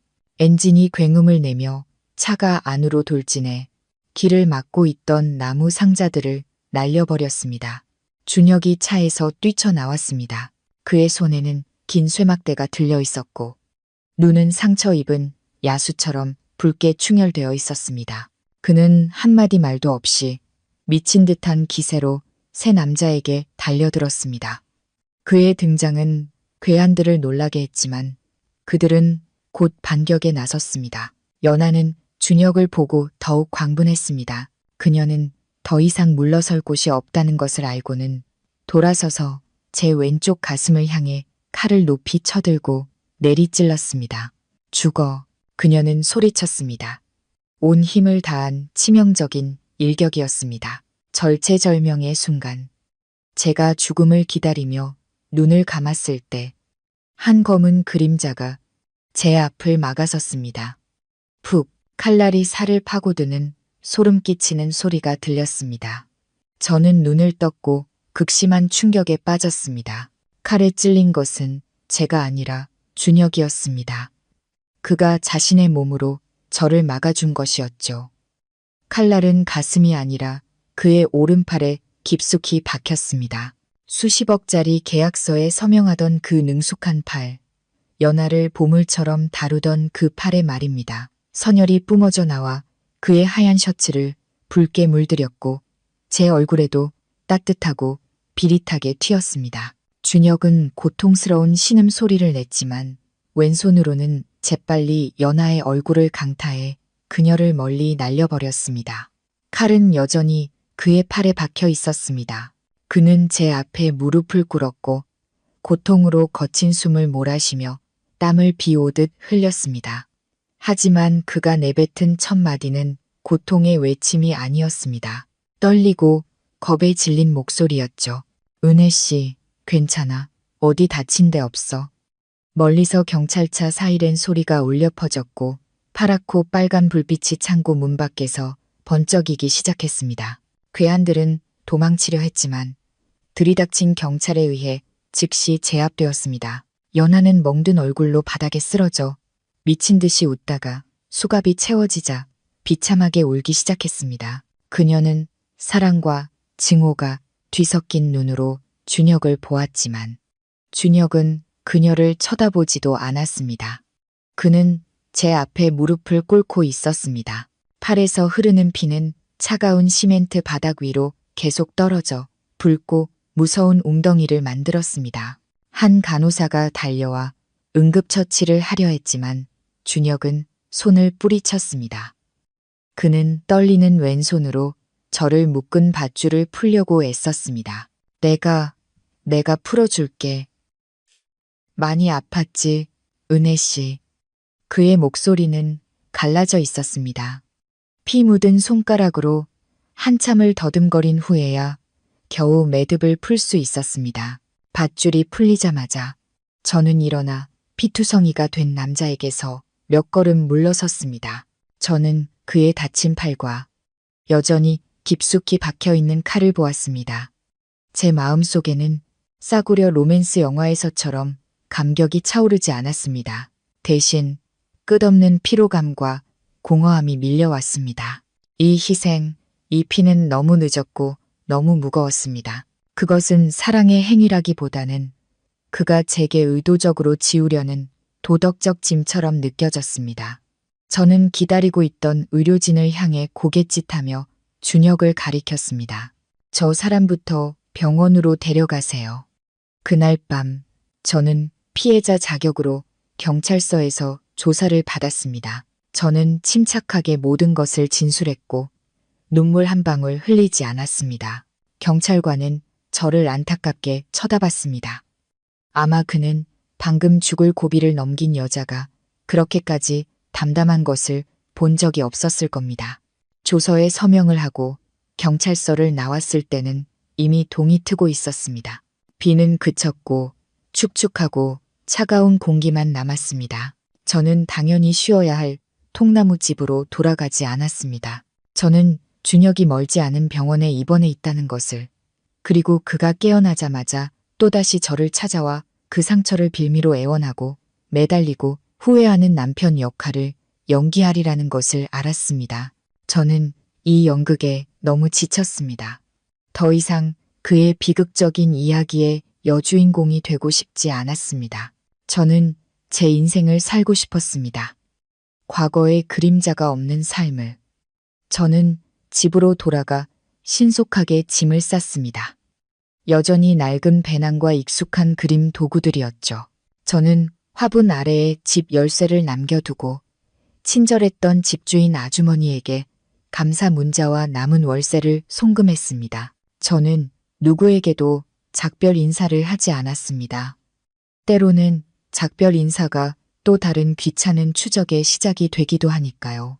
저는 도시로 돌아가는 대신 더 깊은 북쪽 산골, 휴대폰 신호도 잘 터지지 않고 사람들이 도시의 계산적인 삶과 동떨어져 사는 곳으로 향하는 첫 차를 탔습니다. 버스가 움직이기 시작했을 때 저는 창밖으로 작은 마을이 아침 안개 속으로 서서히 멀어지는 것을 보았습니다. 저는 준혁이 깨어나 제가 떠났다는 것을 알게 되면 미친 듯이 또 세상을 뒤집어 저를 찾으리라는 것을 알았습니다. 하지만 이번에는 다를 겁니다.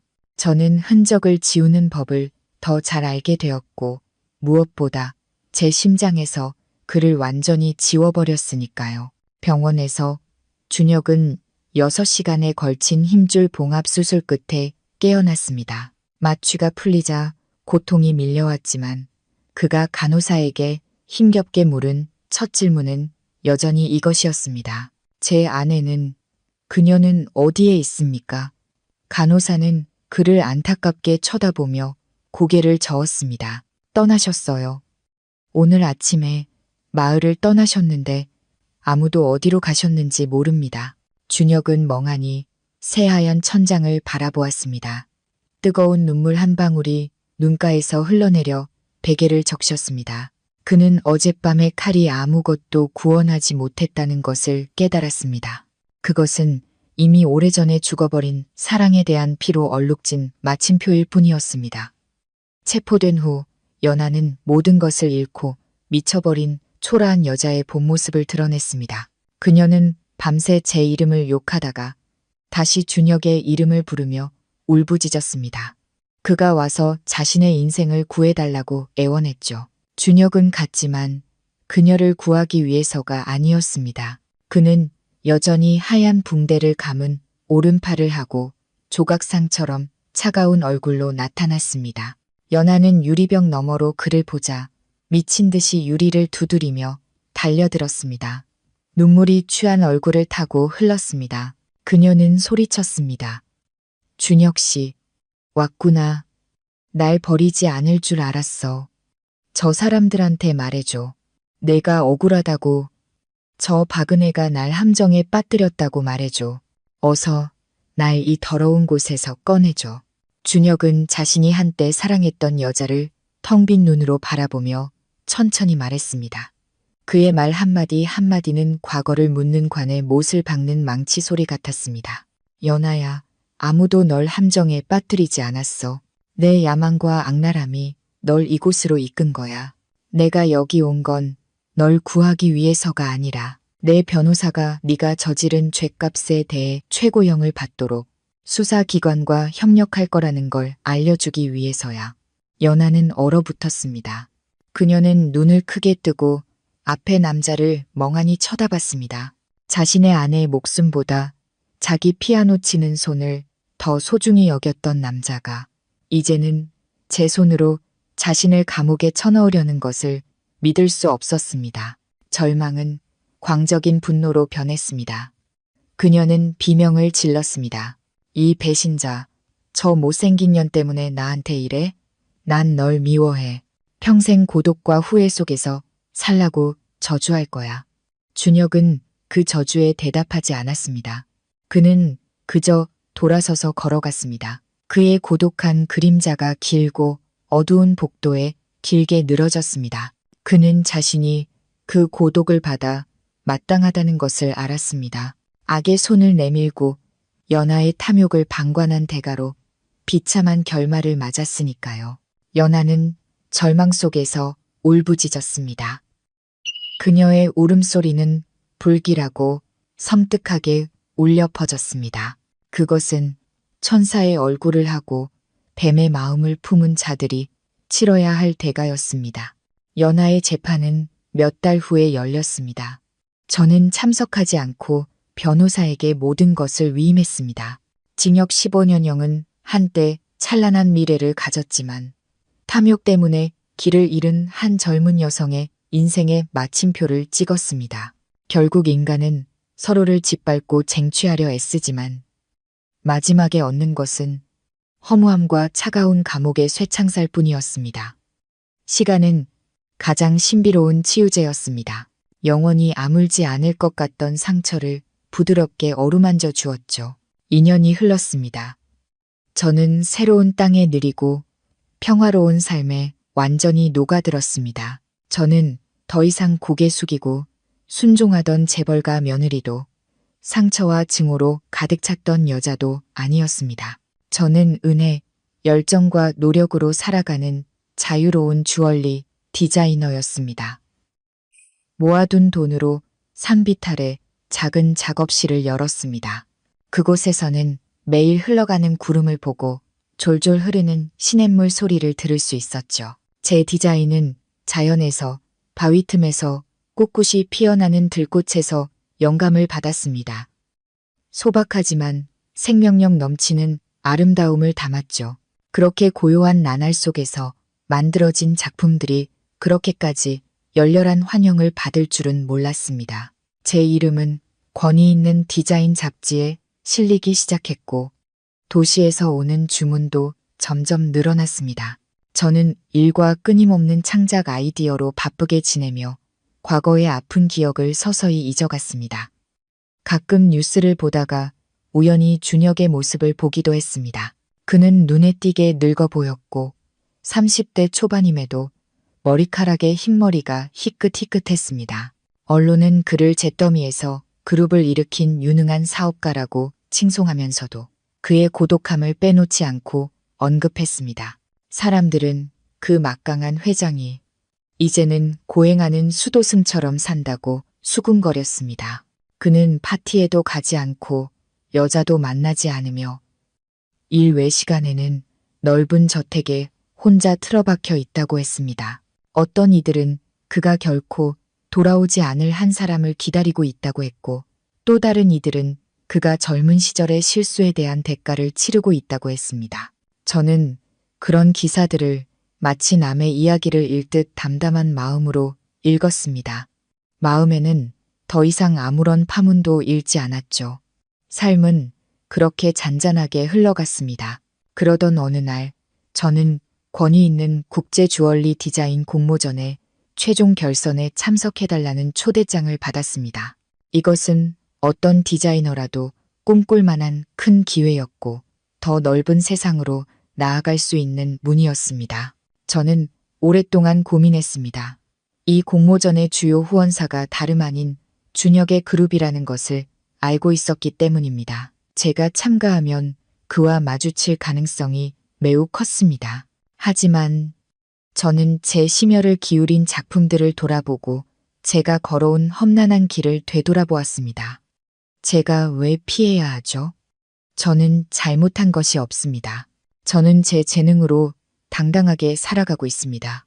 과거는 지나간 일입니다. 만약 제가 계속해서 마주하기를 두려워한다면 저는 결코 진정으로 자유로워질 수 없을 것입니다.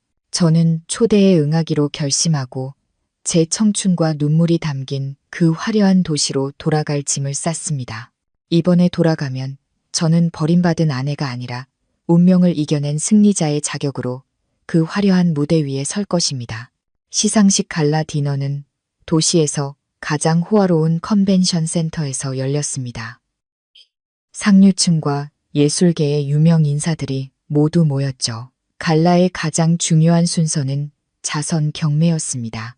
수상작들이 기금 마련을 위해 판매되는 자리였죠. 제 작품 재생자의 은 그날 밤 가장 기대를 모은 마지막 경매품이었습니다. 사회자가 작품을 소개하자 벨벳 커튼이 거쳤고 무대 조명 아래 반짝이는 주얼리 세트에 객석 전체가 감탄했습니다. 시작가는 결코 낮지 않았지만 가격을 외치는 손들이 쉴 새 없이 올라갔습니다.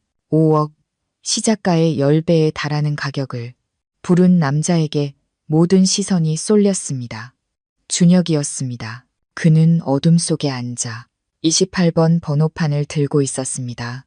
초췌한 얼굴이었지만 무대 위에 저를 향한 그의 눈빛은 불타오르고 있었습니다. 제 심장이 쿵 내려앉았습니다. 2년 만에 만난 그는 너무나 늙어 보였습니다. 과거의 오만함은 사라지고 깊은 고뇌와 슬픔만이 남아 있었습니다. 수군거리는 소리가 들렸습니다. 저 사람 이준혁 회장 아니야?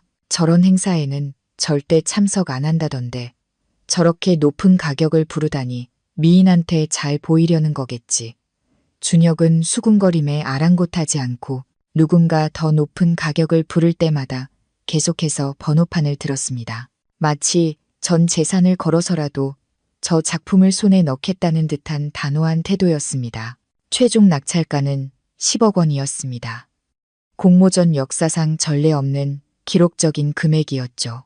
경매사의 망치 소리가 울려 퍼졌습니다. 낙찰 28번 좌석의 신사분께 축하드립니다. 객석에서 우레와 같은 박수 소리가 터져 나왔습니다. 축하 음악이 울려 퍼지는 가운데 저는 준혁이 천천히 일어나 정장 옷깃을 바로잡고 무대를 향해 걸어오는 것을 보았습니다.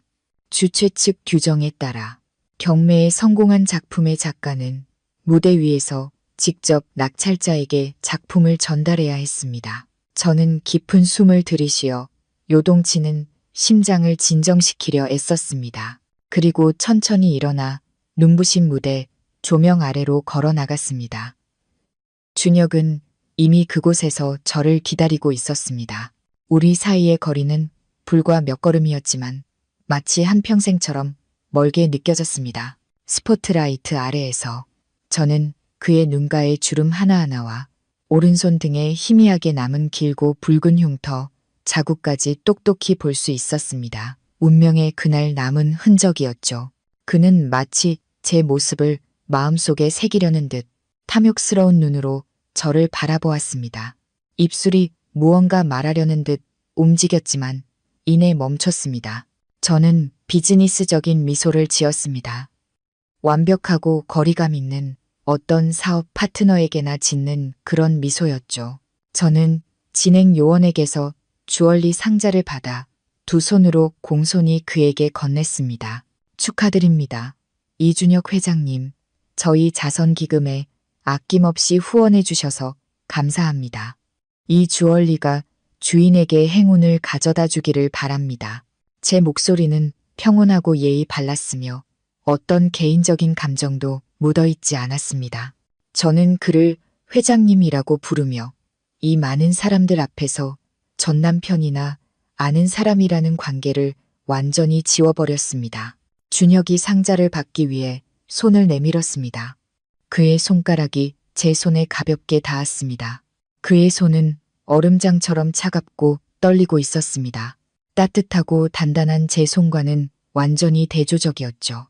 짧은 접촉은 잠자던 기억을 깨우는 전류 같았지만 저는 재빨리 손을 빼 그 보이지 않는 연결을 끊었습니다. 준혁이 제 눈을 바라보았습니다. 그의 눈에 가득한 고통과 후회는 제 마음을 조금 아프게 했지만 이성이 모든 약한 마음을 막아섰습니다. 은혜 씨. 그가 제 이름을 작게 불렀습니다. 관객들의 우레와 같은 박수 소리 속에서 우리 둘만 들을 수 있을 정도로 작은 소리였습니다. 정말 아름다워요. 축하해요. 저는 감사 인사를 대신해 가볍게 고개를 끄덕이고 무대 아래로 내려가기 위해 몸을 돌렸습니다. 하지만 제가 돌아서는 순간 준혁이 갑자기 반걸음 다가와 제게 몸을 기울이며 빠르고 다급하게 속삭였습니다. 마치 지금 말하지 않으면 다시는 기회가 없을 것처럼 당신이 잘 지내면 됐어요. 그리고 미안합니다. 그 말은 우리 둘 사이에 고요한 공간에 무겁게 내려앉았습니다. 저는 잠시 멈칫했습니다. 콧등이 시큰거렸죠. 아직 사랑해서가 아니라 그의 말에서 느껴지는 체념 때문이었습니다. 그는 제가 더 이상 자신에게 속하지 않는다는 사실을 받아들인 것입니다. 그리고 이 사과는 비록 늦었지만 우리 둘 모두에게 해방이었습니다. 저는 뒤돌아보지도 대답하지도 않고 무대 뒤편을 향해 계속 걸어갔습니다. 돈과 명예에 화려하지만 차가운 빛 속에 고독하게 서 있는 한 남자를 뒤로 한 채 화려했던 시상식 밤이 끝나고 저는 상금과 경매 수익금을 챙겨 가난한 국경지대의 산골 마을로 향했습니다. 저는 이 돈으로 아이들을 위한 낡은 분교를 다시 짓고 싶었습니다. 하지만 마음 깊은 곳에서는 도망치고 있었습니다. 준혁의 깊고 후회 어린 눈빛으로부터, 그리고 제 마음속에서 희미하게 피어오르던 흔들림으로부터 도망치고 있었습니다. 제가 도착한 곳은 아름답지만 슬픈 땅이었습니다. 뾰족한 회색 석회암 산들이 하늘을 찌를 듯 솟아 있었고 좁은 길들은 낭떠러지 옆에 아슬아슬하게 걸려 있었습니다. 저는 분교 선생님 댁에 머물며 매일 아이들과 함께 개울을 건너 학교에 갔습니다. 서리에 갈라진 아이들의 맨발을 보며 마음이 아팠습니다. 이곳의 혹독한 결핍은 제 개인적인 사랑의 아픔이 인간의 생존 투쟁 앞에서 얼마나 작은 것인지를 깨닫게 해주었습니다. 하지만 재앙은 무더운 여름날 오후에 닥쳐왔습니다. 제가 선생님들과 함께 학교 운동장에서 소박한 점심을 나누고 있을 때 갑자기 땅이 격렬하게 흔들렸습니다. 땅속에서부터 우르르 하는 굉음이 울려 퍼졌습니다. 마치 수천 년간 갇혀있던 거대한 괴수가 깨어나는 소리 같았죠. 산사태다 피해 정신을 차릴 틈도 없이 산 위에서 흙과 바위가 굉음을 내며 굴러 내려오기 시작했습니다. 흙먼지가 해를 가릴 정도로 자욱했고 흙벽으로 지어진 집들은 장난감처럼 무너져 내렸습니다.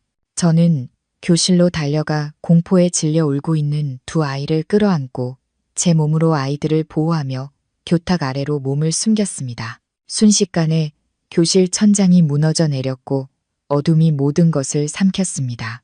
저는 단 한 가지만 생각할 수 있었습니다. 이 먼 곳에서 내가 이곳에 묻혔다는 사실을 아는 사람이 있을까? 같은 시각 해외의 한 고급 회의실에서 준혁은 외국 파트너와의 수십억 달러 규모 계약서에 서명하려던 참이었습니다. 갑자기 비서의 휴대폰이 요란하게 울리며 엄격한 정숙 규칙을 깼습니다. 비서는 전화를 받고 얼굴이 하얗게 질리더니 떨리는 목소리로 준혁의 귓가에 속삭였습니다. 회장님, 국내에서 안 좋은 소식입니다. 박은혜 님께서 봉사활동 중인 산골 마을에서 강력한 산사태가 발생했습니다. 진앙지가 바로 그분이 계신 마을이고 현재 통신이 완전히 두절된 상태입니다. 준혁의 손에 들려있던 펜이 번쩍이는 나무 테이블 위로 탁 소리를 내며 떨어졌습니다. 그는 벌떡 일어섰고 핏기 하나 없이 창백해진 얼굴과 공포에 질린 눈으로 허공을 응시했습니다. 그는 중요한 서류 뭉치를 옆으로 밀쳐내며 갈라진 목소리로 말했습니다. 회의 취소해. 당장 한국 가는 비행기 표 알아봐. 가장 빠른 걸로 얼마가 들든 상관없어. 파트너는 당황했고 직원들은 혼란에 빠졌지만 준혁은 더 이상 신경 쓰지 않았습니다.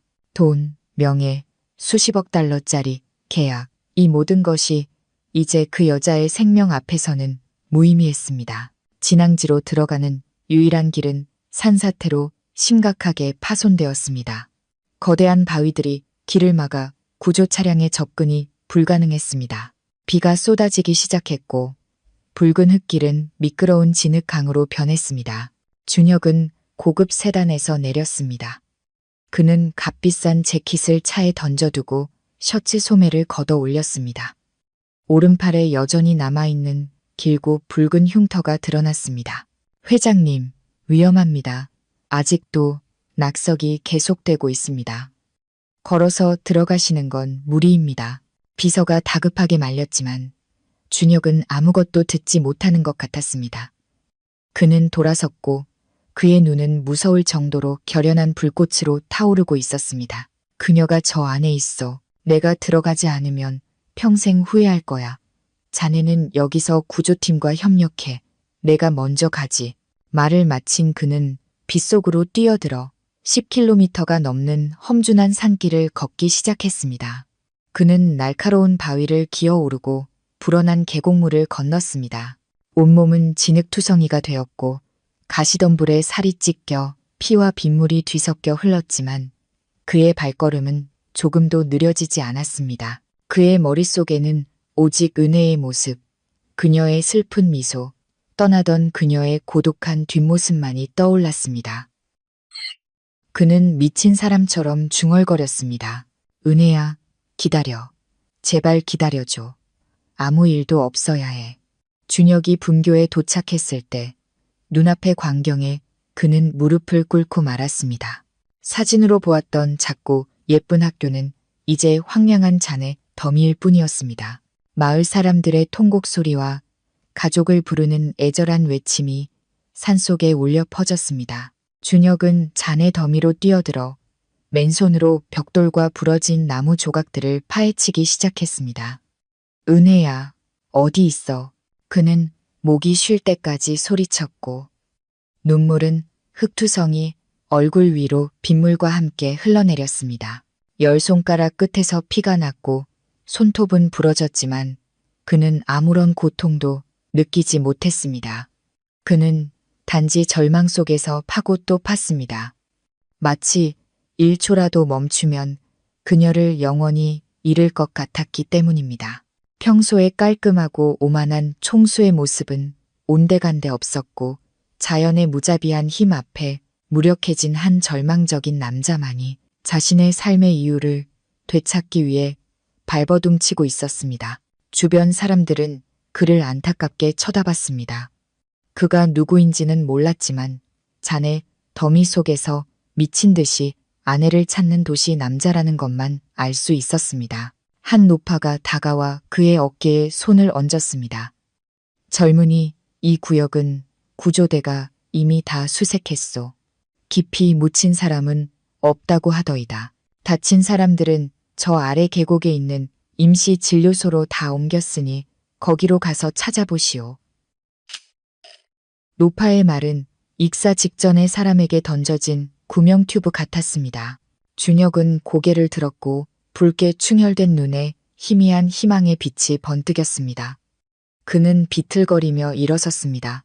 기진맥진하여 다리가 후들거렸지만 잿빛 오후 바람에 펄럭이는 붉은 십자가 깃발이 있는 계곡을 향해 필사적으로 달려갔습니다.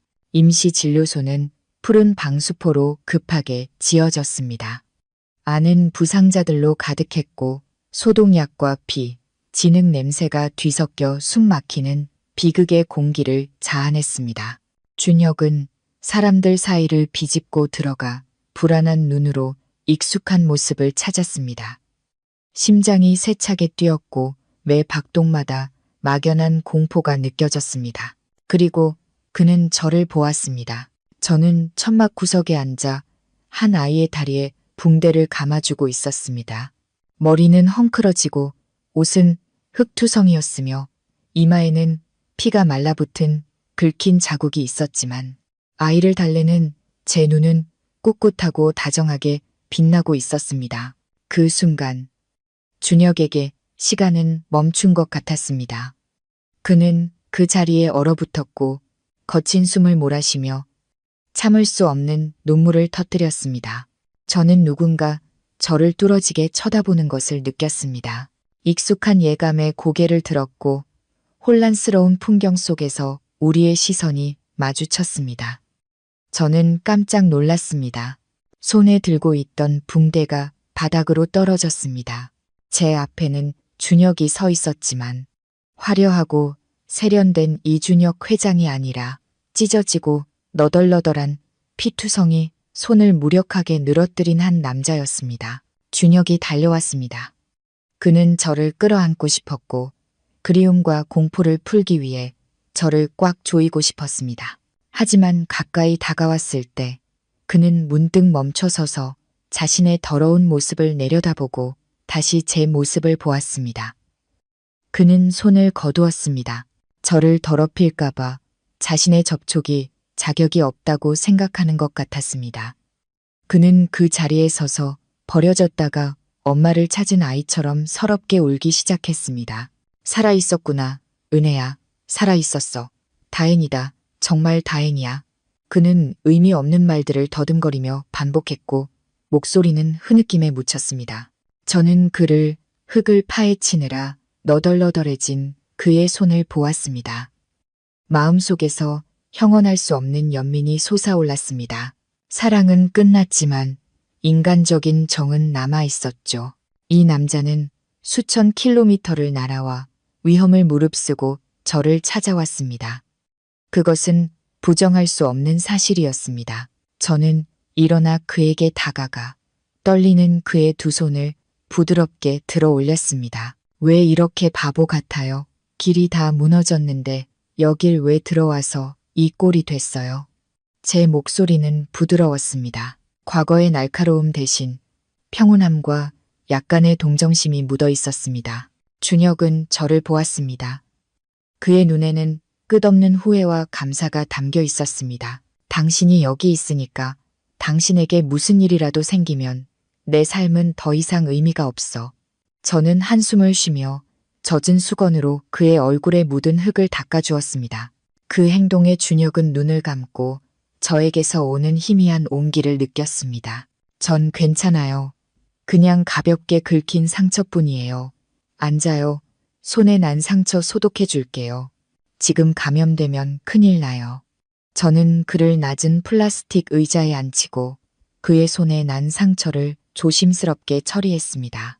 폐허 속에서, 상실의 고통 속에서 이 짧고 평화로운 순간은 우리 비극적인 이야기의 슬픈 쉼표 같았습니다. 그날 밤 비는 완전히 그쳤고 폭풍우가 지나간 하늘은 별들로 가득 찼지만 산속의 차가운 공기는 살을 내는 듯했습니다. 마을로 돌아가는 길이 여전히 막혀 있었기 때문에 우리는 임시 진료소에서 밤을 보내야 했습니다. 준혁은 난방을 위해 피운 모닥불 옆에 앉아 있었습니다. 주위에는 지친 마을 사람들이 잠들어 있었습니다. 타오르는 불빛이 준혁의 깊은 생각에 잠긴 얼굴과 붕대로 감긴 그의 손을 비췄습니다. 은혜 씨, 준혁이 오랜 침묵을 깨고 입을 열었습니다. 그의 목소리는 그 어느 때보다 차분하고 진실하게 들렸습니다. 오래전부터 당신에게 하고 싶었지만 기회가 없었던 말이 있어요. 그 USB 말이에요. 저는 살짝 놀라 그를 쳐다보았습니다. 탈세 증거가 담긴 USB. 제가 그에게 복수하고 그의 커리어를 망치기 위해 남긴 독이 든 선물. 저는 그가 그것 때문에 저를 원망할 것이라고 생각했습니다. 하지만 아니었습니다. 준혁은 가볍고 씁쓸한 미소를 지었습니다. 그거 알아요? 소환장을 받고 회사가 조사를 받게 됐을 때 내 인생은 끝났다고 생각했어요. 당신을 미워했죠. 어떻게 그렇게까지 잔인할 수 있는지. 하지만 조사 과정에서 당신이 제공한 상세한 자료 덕분에 거대한 내부 부패 조직이 드러났어요. 그는 마른 나뭇가지를 불 속에 던졌습니다. 불티가 하늘로 솟구쳤습니다. 알고 보니 이 사회에 있던 제 삼촌, 숙부뻘 되는 분들이랑 연합까지 그들이 짜고 오랫동안 회사 돈을 빼돌리고 있었던 걸 난 전혀 몰랐어요. 난 헛된 명예에 취해 있었고 아첨하는 자들을 맹목적으로 믿다가 뒤통수를 맞은 거죠. 만약 당신의 그 강력한 일격이 없었다면 난 아직도 어리석음 속에서 헤매고 있었을 테고 그 그룹은 그들 손에 완전히 무너졌을 거예요. 준혁은 깊은 감사의 눈빛으로 저를 바라보았습니다. 그 숙청 이후 난 벌금을 내고 깨끗해진 조직과 함께 처음부터 다시 시작했어요. 그리고 이상하게도 회사는 이전보다 더 견고하게 성장했죠. 은혜 씨, 당신은 나를 파멸시키려 했지만 의도치 않게 내 커리어와 나 자신을 그 어두운 수렁에서 구해준 거예요. 저는 그의 말을 조용히 들었습니다. 마음속에 복잡한 감정이 일었습니다. 세상의 인과응보란 참으로 이상했습니다. 저는 상처를 입히려는 의도로 칼을 던졌지만 그것은 악성 종양을 제거하는 수술용 칼이 되었습니다. 저는 춤추는 불꽃을 보며 작게 비웃었습니다. 전 그렇게 고상한 사람이 아니에요. 이준혁 씨. 그때 저는 당신이 대가를 치르길 바랐을 뿐이에요. 제가 겪었던 상실감을 당신도 맛보게 하고 싶었어요. 당신이 다시 일어선 건 당신의 능력 덕분이지 제 자비와는 아무 상관없어요. 전 당신을 위해서가 아니라 법과 저 자신의 정의를 위해 한 일이에요. 준혁은 고개를 끄덕였습니다. 그의 눈빛이 부드러워졌습니다. 알아요. 당신이 날 미워한다는 거. 하지만 당신의 의도가 무엇이었든 결과적으로 난 당신에게 감사 인사를 비쳤어요. 내가 정신 차릴 수 있도록 제때 잔인해줘서 고맙고 그리고 한때 내 아내여서 고마워요. 그 감사 인사는 바람처럼 가벼웠지만 제 마음속의 마지막 매듭을 풀어주었습니다. 우리는 함께 앉아 있었지만 더 이상 서로에게 속하지 않았습니다. 폐허 속에서 제 마음은 이상하게 평온해졌습니다. 다음 날 아침 짙은 산 안개를 뚫고 첫 햇살이 비칠 때 전문 구조팀이 진료소에 도착해 중상자들을 후송하기 시작했습니다. 분주하고 시끄러운 분위기가 어젯밤의 고요함을 깼습니다. 준혁은 하얀 붕대를 감은 팔을 하고 막 도착한 오프로드 차량 옆에 서 있었습니다. 그의 눈빛은 기대감과 동시에 망설임으로 가득 차 있었습니다.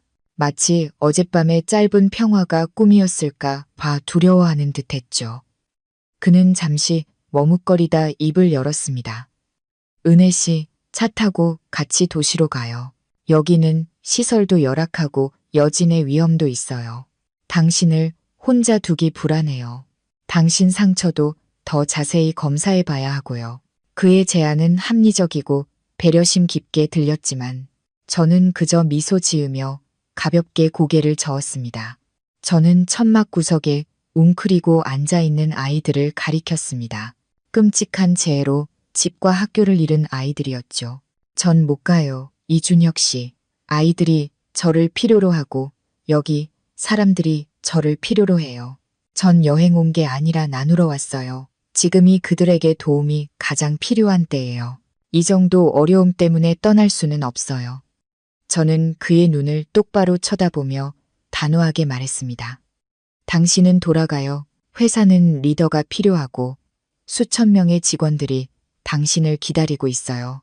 개인적인 감정 때문에 리더의 책임을 져버리지 마세요. 준혁은 고개를 숙였습니다. 그는 제 결정을 바꿀 수 없다는 것을 알았습니다. 그는 한숨을 쉬었고 멀쩡한 손으로 무의식적으로 옷자락을 꽉 쥐었습니다. 그럼 우리 관계는 그러니까 여기서 일이 끝나면 우리 혹시 그는 말을 끝맺지 못했습니다. 감히 다시 시작하자는 두 단어를 꺼내지 못했지만 그의 눈빛은 그 갈망을 모두 말해주고 있었습니다. 저는 멀리 있는 산들을 바라보았습니다. 마음은 잔물결 하나 없는 호수처럼 평온했습니다. 이준혁 씨, 어젯밤의 일, 당신의 감사와 후회 모두 받아들일게요. 당신을 용서해요. 과거를, 당신이 줬던 상처들을 모두 용서해요. 하지만 용서가 다시 시작한다는 의미는 아니에요. 깨진 거울은 아무리 잘 붙여도 금이 남아서 비춰보면 일그러져 보일 뿐이에요. 저는 그를 돌아보며 원망이 아닌 폭풍우를 지나온 사람의 너그러운 눈빛으로 말했습니다. 내가 당신을 용서하는 건 나 자신을 해방시키기 위해서예요. 마음속에 증오라는 돌덩이를 더 이상 짊어지고 싶지 않아서. 그리고 우리는 인연이 닿았어요. 당신은 당신의 삶을 잘 살아요. 훌륭한 회장님이 되세요. 그리고 저는 제 길을 갈 거예요. 이 두 길은 다시는 교차하지 않는 게 최선이에요. 준혁은 멍하니 서 있었습니다. 그의 눈에 깊은 슬픔이 차올랐습니다. 그는 제 용서가 가장 잔인한 작별 인사라는 것을 깨달았습니다. 그것은 원망이라는 연결고리마저 끊어버렸으니까요. 그는 고개를 끄덕이고 한숨을 참으며 차에 올랐습니다. 차는 흙먼지를 남기며 떠났습니다. 재난 이후 저는 3개월 더 산골에 남아 학교 재건을 돕고 도시로 돌아왔습니다. 제 삶은 스케치와 왁스 모델, 그리고 작업실의 기계 소리와 함께 평온한 궤도로 돌아왔습니다. 저는 더 이상 준혁의 그룹 소식이나 그의 삶에 대해 관심을 두지 않았습니다. 하지만 이상한 일이 일어나기 시작했습니다. 매년 제 생일이면 어김없이 배달원이 초인종을 눌러 제가 가장 좋아하는 꽃인 보라색 붓꽃 한 다발을 건네주었습니다. 희망과 조용한 메시지를 상징하는 꽃이었죠. 축하 카드도 보낸 사람의 이름도 없었습니다. 그저 낡은 신문지에 정성스럽게 포장되어 소박한 삼백끈으로 묶여있을 뿐이었습니다. 정확히 제가 좋아하는 스타일이었죠. 처음 꽃을 받았을 때 저는 멈칫했습니다. 돌아가신 양아버지를 제외하고 제가 이 슬픈 아름다움을 가진 꽃에 매료되었다는 것을 아는 사람은 세상에 단 한 명뿐이었습니다. 바로 준혁이었죠. 그는 예전에 제가 드물게 술에 취했을 때 그것에 대해 이야기하는 것을 들은 적이 있었습니다. 그때는 그가 신경 쓰지 않는다고 생각했는데 말이죠. 꽃다발을 손에 들고 저는 문 앞에서 한참을 망설였습니다. 버리자니 너무 야박하고 꽃병의 꽃잔이 그의 마음을 받아들이는 것 같았습니다. 결국 저는 햇살이 비치는 거실 구석의 나무 테이블 위에 그 꽃다발을 올려두기로 했습니다. 저는 물에 꽂지도 돌보지도 않았습니다. 보라색 꽃송이들이 시간의 법칙에 따라 스스로 피고 지고 마르도록 내버려 두었습니다. 매일 저는 꽃잎이 시들고 보라색이 바래고 마침내 갈색으로 변해가는 것을 보았습니다. 그것은 지금의 저에 대한 그의 감정 같았습니다. 존재하고 노력하지만 양쪽에 가꾸는 노력이 없으면 결국 고독 속에서 시들어갈 뿐이었습니다. 준혁은 많이 변했습니다. 그는 더 이상 오만한 남자가 아니었습니다. 그는 조용히 살았고 이름을 숨긴 채 많은 자선 활동을 했습니다. 한 번은 양아버지가 치료받던 병원의 신장, 투석 환자 후원 명단에서 그의 이름을 본 적이 있습니다. 액수는 매우 컸지만 기부자란에는 단지 한 친구라고만 적혀 있었습니다. 매년 새로운 붓꽃 다발이 도착하면 저는 조용히 작년의 마른 꽃다발을 치웠습니다. 감사 문자를 보내지도 거절하지도 않았습니다. 제 침묵이 아마 가장 명확한 대답이었을 겁니다. 저는 그를 미워하지 않았지만 더 이상 설레지도 않았습니다. 저는 그 꽃다발들을 과거에 대한 알림으로 여겼습니다. 한때 그렇게 사랑하고 아파했기에 지금의 평온을 그 무엇보다 소중히 여길 수 있다는. 꽃들은 그렇게 계절처럼 왔다가 약간의 흔적만 남기고 허공으로 사라졌습니다. 시간이 흘러 제 머리에도 서리가 내리기 시작했습니다. 제 커리어는 눈부시게 성공했습니다. 제 주얼리 브랜드는 국내뿐만 아니라 국제시장에서도 유명해졌습니다. 저는 역경을 극복하고 자신을 증명한 독립적인 여성의 롤모델이 되었습니다. 언론은 저를 고통을 걸작으로 바꾸는 마법의 손을 가진 여자라고 불렀습니다. 다른 한편으로 준혁 역시 양심 있고 능력 있는 부동산 재벌로서의 입지를 굳혔습니다. 그의 그룹은 사회주택 프로젝트를 선도하며 가난한 사람들의 주거 안정을 도왔습니다. 그는 여전히 혼자였고 넓은 저택에서 일과 조용한 자선 활동을 벗삼아 살았습니다. 사람들은 그가 재혼하지 않는 이유에 대해 추측했습니다. 어떤 이는 그가 눈이 높다고 했고 어떤 이는 그에게 말 못할 사연이 있다고 했습니다. 오직 저만이 그가 후회라는 감옥에 스스로를 가두고 있다는 것을 이해했습니다. 우리는 같은 도시에 살았고 같은 공기를 마셨습니다. 때로는 같은 신문 지면에 등장했지만 실제 삶은 평행선처럼 완전히 분리되어 있었습니다. 기업인 파티에서 초대 손님 명단에 그의 이름이 있는 것을 보았지만 그는 항상 불참하거나 제가 도착하기 전에 떠났습니다. 제가 TV 토크쇼에 출연할 때면 그가 어딘가 TV 화면 앞에 앉아 조용히 제 모든 것을 지켜보고 있다는 것을 알았지만 그는 결코 어둠 속에서 나와 저를 방해하지 않았습니다. 준혁의 절대적인 거리 존중은 제 마음을 편안하게 했습니다. 그는 옛 상처를 들추지 않기 위해 제 앞에 나타나지 않겠다는 약속을 지켰습니다. 우리는 서로 다른 궤도를 도는 두 행성처럼 멀리서 서로의 빛을 볼 수는 있었지만 영원히 충돌하지 않았습니다. 10년 후 저는 황금빛 가을 오후에 서울로 돌아왔습니다. 서늘한 공기는 거리 특유의 짙은 꽃향기를 머금고 있었습니다.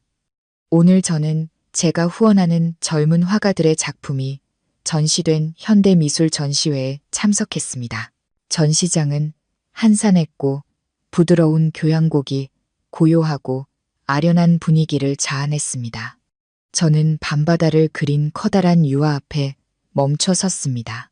하지만 먼 수평선에는 떠오르는 새벽의 눈부신 빗줄기가 있었습니다. 그 그림은 제가 깊은 바닷속에 가라앉았다가 다시 태어났던 운명의 그 밤을 떠올리게 했습니다. 저는 그곳에 서서 인생의 득실성패에 대한 생각에 잠겨 있었습니다. 그림이 아름답지만 슬프네요.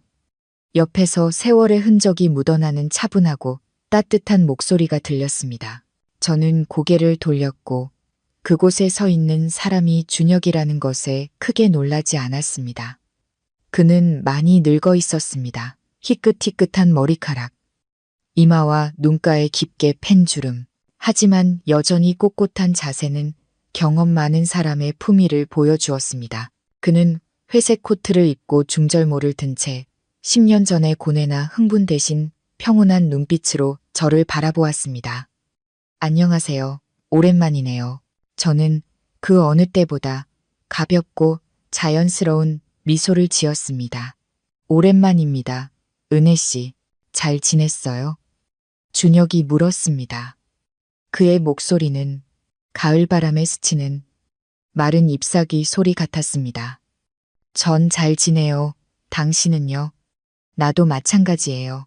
좀 더 느리게 살고 더 많이 생각하게 됐죠. 그는 그림을 돌아보며 작게 고개를 끄덕였습니다. 밤바다는 무섭지만 어둠이 있기에 새벽이 그토록 찬란하게 빛나는 거겠죠. 아마 인생에서 누구나 한 번쯤은 깊은 곳에 가라앉아 봐야 빛의 가치를 알게 되나 봅니다. 저는 그를 보았습니다. 제 앞에 서 있는 남자는 더 이상 과거의 못된 남편도 뒤늦은 사랑에 빠진 남자도 아니었습니다. 그는 그저 제 인생의 폭풍 같았던 한 시절의 증인인 오랜 친구일 뿐이었습니다. 우리는 나란히 서서 더 이상 아무 말 없이 함께 그림을 보고 시간의 흐름을 느꼈습니다. 눈물도 원망도 억지스러운 화해도 없었습니다. 모든 것이 기울어져 떨어지는 나뭇잎처럼 가벼웠습니다. 이제 가봐야겠군요. 항상 평안하기를 바랍니다. 준혁이 모자를 쓰고 정중하게 제게 고개를 숙였습니다. 당신도요. 몸 조심하세요. 준혁은 등을 돌려 저녁 햇살이 눈부시게 쏟아지는 출입구를 향해 천천히 걸어갔습니다. 저는 그의 뒷모습을 보았습니다. 마음에는 아무런 파문도 일지 않았습니다. 저는 다시 다른 그림들을 감상하다가 저를 기다리는 넓은 길이 있는 반대 방향으로 천천히 걸어갔습니다. 저 밖에서는 삶이 여전히 다채로운 모습으로 계속되고 있었습니다. 그리고 저는 미래가 어떻게 되든 가장 평온하고 여유로운 마음으로 그것을 받아들일 것이라는 것을 알았습니다. 저는 폭풍우를 지나왔고 마침내 제 자신을 찾았으니까요. 지금까지 이야기를 들어주셔서 감사합니다. 마음 쉼터의 다음 이야기에서 다시 뵙겠습니다.